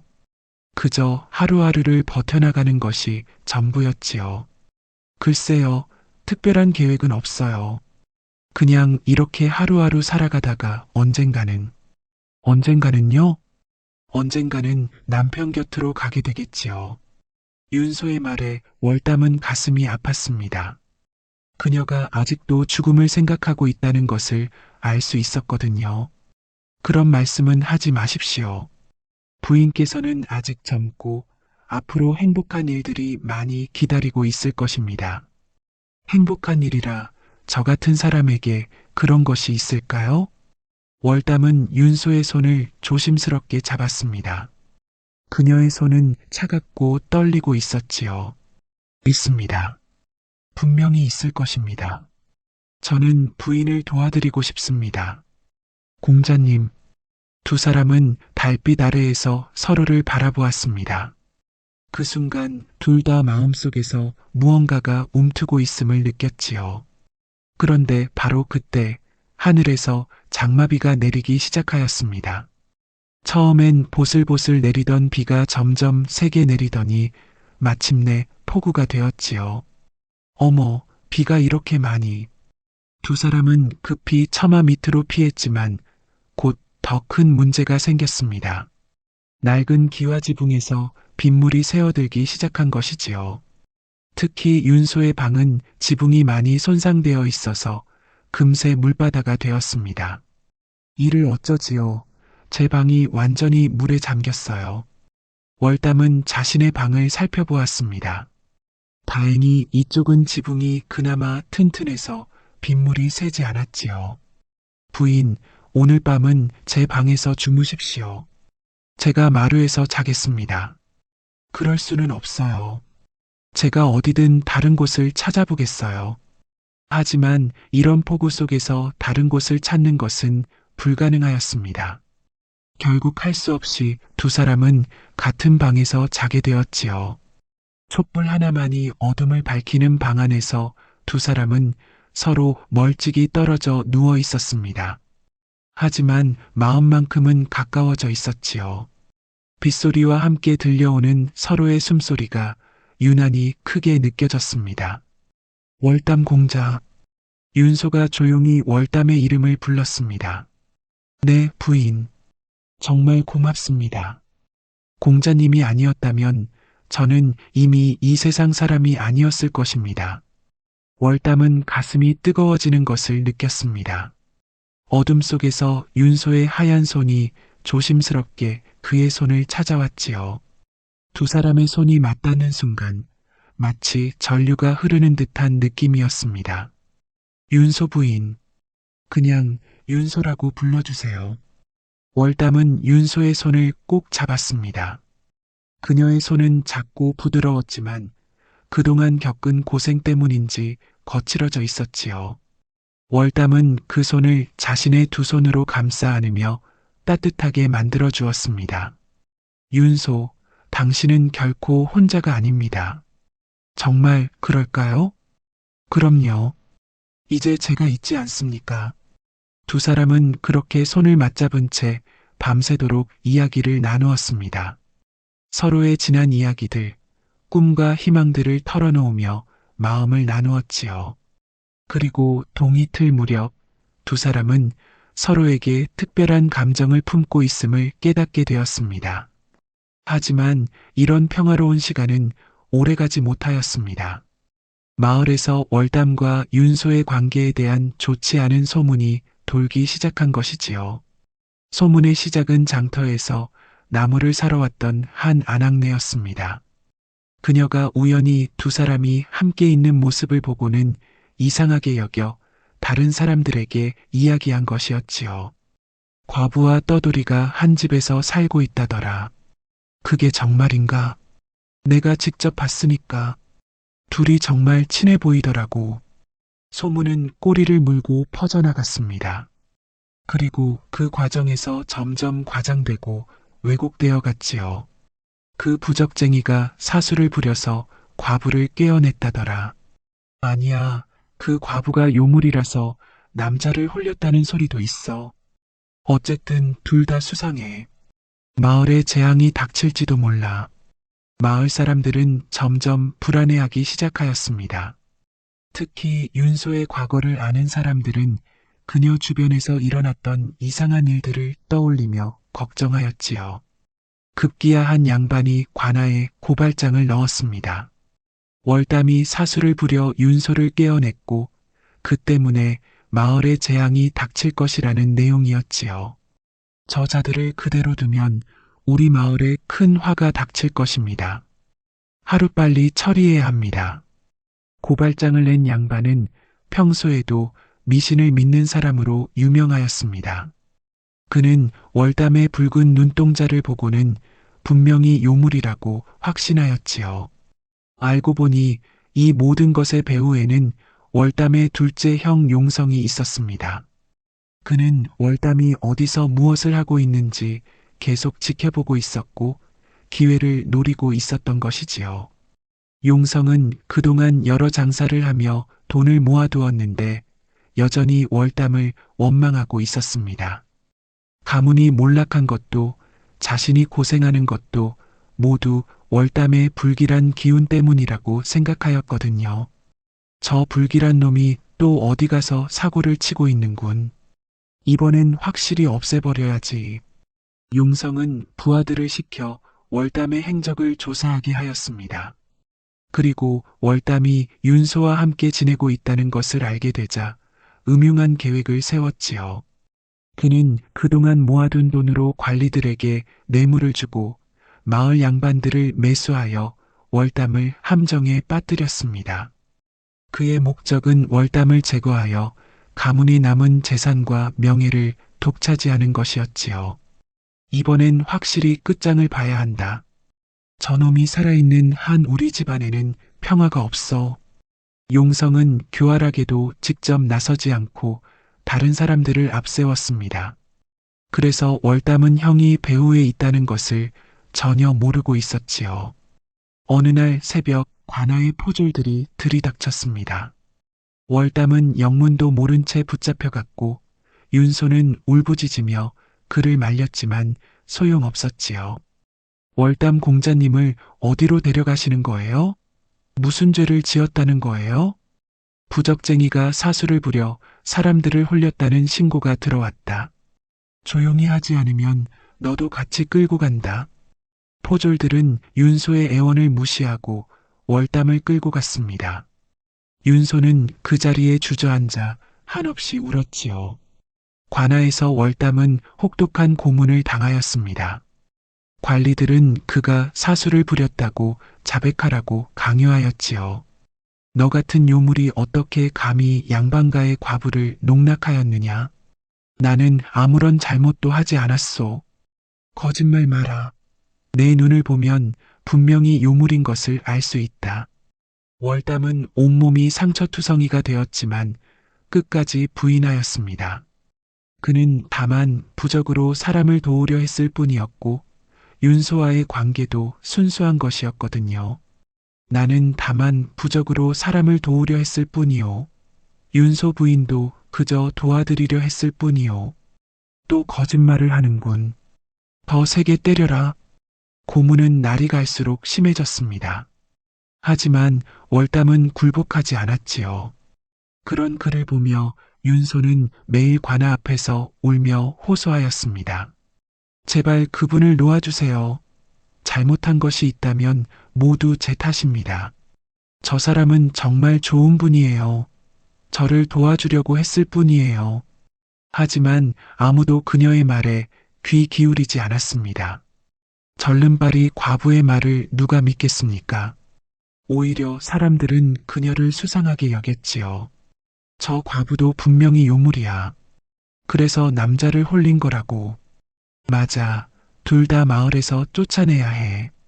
윤소는 절망에 빠졌습니다. 자신 때문에 월담이 고문을 당하고 있다는 생각에 견딜 수가 없었지요. 그녀는 차라리 자신이 죽어버리면 월담이라도 살아날 수 있을 것이라고 생각하기 시작하였습니다. 그러던 어느 날 윤소 앞에 한 노인이 나타났습니다. 바로 구복 노인이었지요. 그는 어떻게 이곳까지 왔는지 윤소에게 말을 걸었습니다. 월담이가 여기 있다고 들었소만. 어르신께서는 누구십니까? 월담이의 스승이요. 그 아이가 위험에 처했다는 것을 느끼고 찾아왔소. 구복 노인은 윤소에게 월담의 어린 시절 이야기를 들려주었습니다. 그가 얼마나 선량하고 착한 아이였는지, 그리고 특별한 능력을 지녔지만 그것을 남을 해치는데 쓴 적이 없다는 것을 말이지요. 그 아이는 사람 몸에 잠든 운명을 깨울 수 있는 마지막 사람이요. 하늘이 특별히 선택한 아이라고 할 수 있지요. 정말 그런가요? 그럼요. 그런 귀한 아이를 이런 식으로 해치려는 자들이 있다니. 구복노인은 윤소의 손을 잡고 말하였습니다. 부인의 몸에 잠든 것은 살인의 기운이 아니요. 억울하게 죽은 조상의 원령이 부인을 통해 진실을 밝히려 하는 것이요. 조상의 원령이라고요? 그렇소.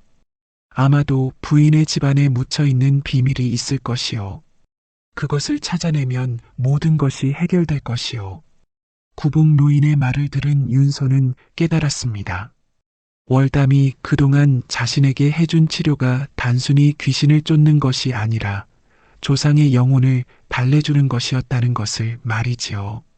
그렇다면 남편의 묘 아래에 뭔가 묻혀 있다는 말씀이신가요? 그럴 가능성이 높소. 한번 파보시오. 분명히 중요한 것이 나올 것이오. 윤소는 구복 노인과 함께 남편의 묘로 갔습니다. 그리고 조심스럽게 땅을 파기 시작하였지요. 처음엔 별다른 것이 나오지 않았지만 관 옆쪽을 파다 보니 이상한 것이 발견되었습니다. 붉은 비단에 쌓인 두루마리와 은계 다발이 나온 것이지요. 두루마리를 펼쳐보니 조선시대 때 작성된 문서였습니다. 그 내용을 보고 윤소는 깜짝 놀랐지요. 그것은 윤소의 시댁이 억울하게 누명을 썼다는 것을 증명하는 문서였던 것입니다. 문서에 따르면 윤소의 고조할아버지는 원래 충신의 집안이었는데 정적들의 모함으로 역적으로 몰려몰살당할 뻔했다고 되어 있었습니다. 다행히 한 충신이 진실을 증명할 수 있는 증거들을 비밀리에 숨겨둠으로써 후일 명예를 회복할 수 있도록 하였던 것이지요. 그 증거가 바로 이 문서와 은계들이었습니다. 이것이 바로 조상님들이 저에게 알려주려 했던 것이었군요. 윤소는 눈물을 흘리며 말하였습니다. 그동안 자신을 괴롭혀온 것이 저주가 아니라 조상의 애정이었다는 것을 깨달았거든요. 이제 이해가 되는군요. 조상님께서 저를 통해 이 진실을 밝히려 하셨던 거군요. 구복 노인은 고개를 끄덕였습니다. 그렇소. 이제 이 증거를 가지고 관아에 가서 월담이의 무죄를 밝히시오. 그리고 부인의 집안도 명예를 회복하게 될 것이오. 윤소는 이 문서를 들고 관아로 달려갔습니다. 그리고 월담의 무죄를 주장하며 자신의 사연을 자세히 설명하였지요. 구복 노인도 함께 나서서 월담의 진실한 인품을 증언하였습니다. 이 문서를 보십시오. 제 집안의 진실이 여기에 적혀 있습니다. 관리들은 처음엔 믿지 않았지만 문서의 내용이 워낙 상세하고 인장까지 찍혀 있어서 사실로 받아들일 수밖에 없었지요. 이것이 사실이라면 그동안 잘못 알고 있었군. 한편 월담을 모함한 용성은 갑자기 이상한 병에 걸려 고생하고 있었습니다. 온몸에 열이 나고 헛것이 보인다며 괴로워하였지요. 밤마다 악몽에 시달리며 비명을 지르곤 하였습니다. 형님, 어디가 아프십니까? 용성의 부인이 걱정하며 물었지만 용성은 제대로 대답할 수도 없었습니다. 그는 꿈에서 계속 무서운 것들을 보았는데 그 중에는 죽은 아버지의 모습도 있었지요. 용성아, 내가 왜 동생을 해치려 하느냐? 꿈속에서 아버지는 용성을 크게 꾸짖었습니다. 월담이는 우리 집안의 마지막 희망이거늘 내가 어찌 그런 짓을 할 수 있느냐? 용성은 꿈에서 깨어나도 아버지의 목소리가 계속 들렸습니다. 그제서야 자신이 얼마나 큰 잘못을 저질렀는지 깨닫기 시작하였지요. 구복 노인이 용성을 찾아가서 말하였습니다. 내가 저지른 죄를 뉘우치지 않으면 이 병은 낫지 않을 것이다. 무슨 말씀이신지. 내가 동생을 모함한 것을 내가 모를 줄 아느냐? 하늘이 다 지켜보고 있었다. 구복 노인의 말에 용성은 더 이상 버틸 수 없었습니다. 그는 마침내 자신의 잘못을 깨닫고 관아에 가서 모든 것을 자백하였지요. 제가 동생을 모함했습니다. 무엇이라고? 월담을 모함한 것도 뇌물을 준 것도 모두 제 짓입니다. 제발 동생을 놓아주십시오. 용성은 무릎을 꿇고 자신의 죄를 고백하였습니다. 그동안 월담을 질투하고 미워했던 마음, 가문의 몰락을 월담 탓으로 돌렸던 것들을 모두 실토하였지요. 진실이 밝혀지자 월담은 석방되었습니다. 그리고 윤소의 시댁도 명예를 회복하게 되었지요. 조상의 원령들도 마침내 한을 풀고 저승으로 떠날 수 있게 되었습니다. 상처투성이가 된 월담을 보며 윤소는 눈물을 흘렸습니다. 공자님, 정말 죄송합니다. 제 때문에 이런 고생을. 무슨 말씀이십니까? 이 모든 것은 하늘이 정해주신 인연이었습니다. 월담은 윤소의 손을 잡고 말하였습니다. 윤소, 당신이 아니었다면 나도 내 능력의 진정한 의미를 깨닫지 못했을 것입니다. 공자님, 귀기는 그대 몸에 있지 않았소. 그대를 해한 세상에 있었소. 두 사람은 서로를 바라보며 미소 지었습니다. 그들이 겪은 시련은 결국 더 깊은 사랑으로 승화되었던 것이지요. 용성은 동생 앞에 무릎을 꿇고 사죄하였습니다. 월담아, 형이 잘못했다. 용서해다오. 형님, 모든 것을 잊어버립시다. 우리는 모두 한 핏줄이지 않습니까? 월담은 형을 일으켜 세우며 말하였습니다. 이제 서로 미워하지 맙시다. 아버지께서도 그것을 원하실 것입니다. 그 후 월담과 윤소는 새로운 땅에서 새로운 삶을 시작하였습니다. 월담은 자신의 능력을 사람들을 돕는 데 사용하였고 윤소는 그의 곁에서 그를 도왔지요. 두 사람이 정착한 곳은 경기도의 한 작은 마을이었습니다. 그곳 사람들은 처음엔 월담의 붉은 눈동자를 보고 놀랐지만 그의 선한 마음을 알게 되자 모두 환영하였지요. 선생님, 저희 아이가 열병으로 앓고 있는데 좀 봐주실 수 있을까요? 물론입니다. 당장 가보겠습니다. 월담은 밤낮 없이 사람들을 도왔습니다. 그의 부적은 정말로 신묘한 효과가 있었고 많은 이들의 병과 고통을 덜어주었지요. 윤소도 마을 아낙네들과 친해져서 그를 가르쳐주고 바느질을 도와주며 유용한 역할을 하였습니다.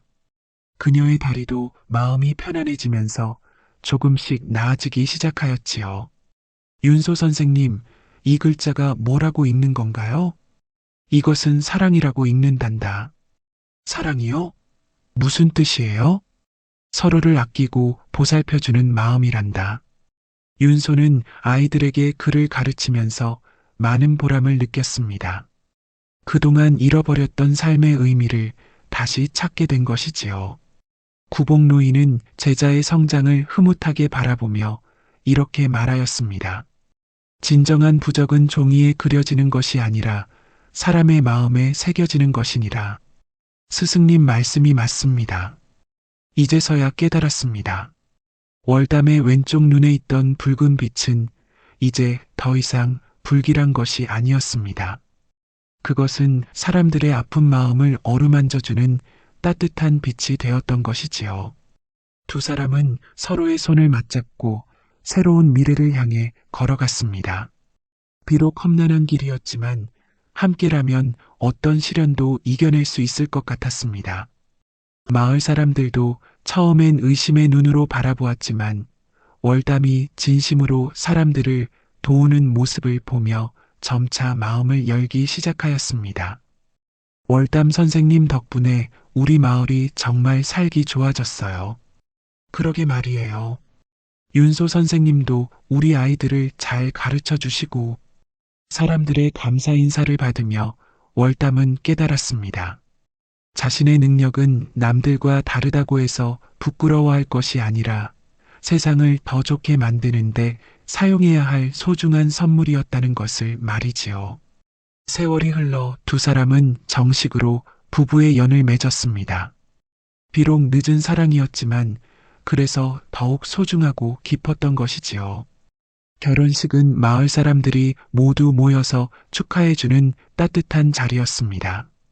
구복 노인도 먼 길을 마다 않고 와서 두 사람을 축복해 주었지요. 월담아, 윤소야, 너희들이 행복해하는 모습을 보니 내 마음도 흐뭇하구나. 스승님, 모든 것이 스승님 덕분입니다. 아니다. 너희들이 서로 사랑하고 믿어준 덕분이다. 결혼 후 두 사람에게는 아이도 생겼습니다. 귀여운 딸아이였는데 다행히 월담의 붉은 눈동자를 물려받지는 않았지요. 하지만 아이는 아버지처럼 특별한 감수성을 지니고 있었습니다. 아빠, 저 아저씨는 왜 슬퍼 보여요?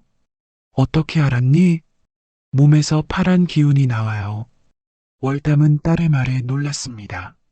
아이가 자신과 비슷한 능력을 물려받은 것 같았거든요. 하지만 이번엔 걱정보다는 기대가 되었습니다. 딸이 그 능력을 선한 일에 사용할 수 있도록 잘 가르치면 될 테니까요. 어느 날 저녁 가족 3명은 뒷산에 올라가 노을을 바라보며 이야기를 나누었습니다. 여보, 우리가 처음 만났을 때를 기억하시나요? 그럼요. 장터에서 나무를 팔고 있던 당신을 본 순간부터 제 마음이 편치 않았지요. 저도 마찬가지였어요.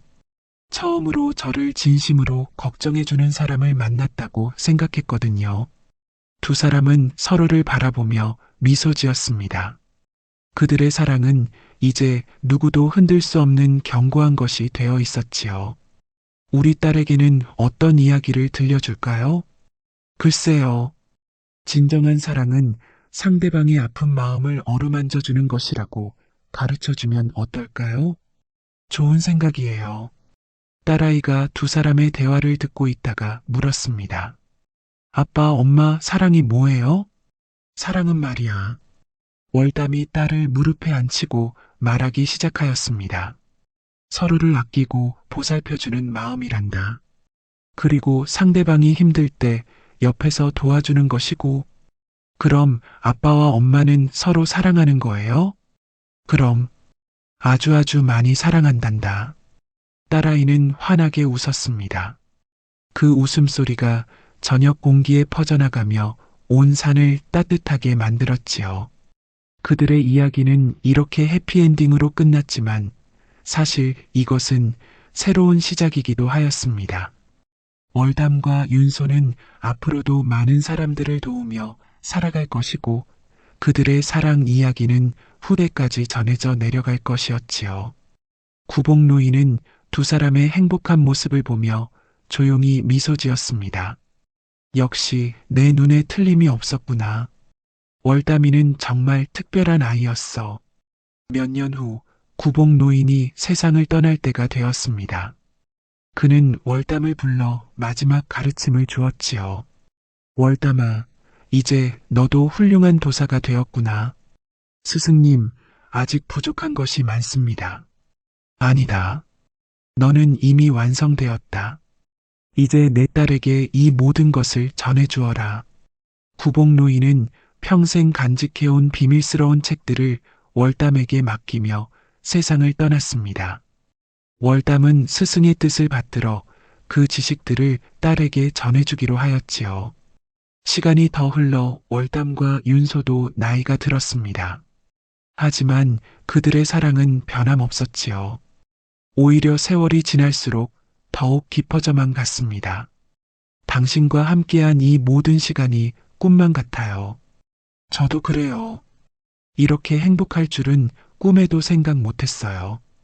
두 사람은 손자, 손녀들에게 자신들의 이야기를 들려주며 여생을 보냈습니다. 그 이야기를 들은 아이들은 모두 감동하여 눈물을 흘렸지요. 할아버지, 할머니, 정말 멋진 사랑이에요. 우리도 할아버지, 할머니처럼 사랑하고 싶어요. 월담은 손자들을 바라보며 말하였습니다. 진정한 사랑은 겉모습을 보는 것이 아니란다. 상대방의 마음속에 있는 아름다운 영혼을 발견하는 것이지. 이 이야기는 조선시대 함종마을에서 실제로 일어났다고 전해지는 야담이었습니다. 비록 오래된 이야기이지만 그 속에 담긴 사랑과 희망의 메시지는 지금도 우리에게 깊은 감동을 주고 있지요. 진정한 사랑이란 상대방의 외적인 조건을 보는 것이 아니라 그 사람의 마음속 깊은 곳에 있는 아름다운 영혼을 발견하는 것이라고 이 이야기는 말해주고 있습니다. 또한 어떤 시련이 닥쳐도 진심으로 서로를 아끼고 사랑한다면 반드시 이겨낼 수 있다는 희망의 메시지도 전해주고 있지요. 월담의 붉은 눈동자가 처음엔 불길한 것으로 여겨졌지만 결국 많은 사람들에게 희망을 주는 따뜻한 빛이 되었듯이 우리의 단점이라고 생각하는 것들도 바라보는 관점에 따라 소중한 장점이 될 수 있다는 것을 이 이야기는 보여주고 있습니다. 그리고 윤소처럼 절망적인 상황에 처해 있더라도 포기하지 않고 희망을 잃지 않는다면 언젠가는 반드시 새로운 기회가 찾아온다는 것도 알려주고 있지요. 이 이야기는 또한 가족의 중요성에 대해서도 말해주고 있습니다. 용성이 질투와 욕심 때문에 동생을 해치려 했지만 결국 자신의 잘못을 깨닫고 용서를 구하는 장면에서 우리는 진정한 화해의 의미를 배울 수 있습니다. 스승과 제자의 관계도 이 이야기의 중요한 주제 중 하나입니다. 구복 노인이 월담에게 보여준 무조건적인 믿음과 사랑은 참된 스승의 모습을 보여주고 있지요. 진정한 스승은 제자의 능력을 개발시켜주는 것뿐만 아니라 올바른 인격을 형성할 수 있도록 도와주는 사람이라는 것을 알 수 있습니다. 이것이 바로 조선시대부터 전해져 내려오는 야담의 힘이었습니다. 단순한 이야기 속에 인생의 깊은 지혜와 교훈을 담아 후세 사람들에게 전해주는 것이었지요. 오늘도 어딘가에서는 월담과 윤소 같은 사람들이 살아가고 있을 것입니다. 비록 현실은 힘들고 어려울지라도 진정한 사랑과 희망을 잃지 않는다면 반드시 행복한 결말을 맞이할 수 있을 것이라 믿습니다. 또한 이 이야기는 우리에게 편견의 위험성에 대해서도 경고하고 있습니다. 월담의 붉은 눈동자나 윤소의 과부 신분 때문에 사람들이 그들을 오해하고 배척했던 것처럼 겉모습이나 소문만으로 사람을 판단해서는 안 된다는 교훈을 주고 있지요. 마지막으로 이 이야기는 운명에 대한 철학적 사색도 담고 있습니다. 월담과 윤소가 만난 것이 우연일까요? 아니면 필연일까요? 아마도 하늘이 정해준 인연이었을 것입니다. 서로에게 필요한 사람들이 적절한 때에 만나게 되는 것, 그것이 바로 운명의 신비로운 힘이 아닐까 합니다. 이상으로 부적 장인의 운명과 과부의 몸에서 피어난 기이한 붉은 기운에 관한 야담을 마치겠습니다. 이 이야기가 여러분의 마음에 작은 위안과 희망이 되기를 바라면서 말이지요. 진정한 사랑은 세상의 모든 시련을 이겨낼 수 있는 가장 강한 힘이라는 것을 잊지 마시기 바랍니다.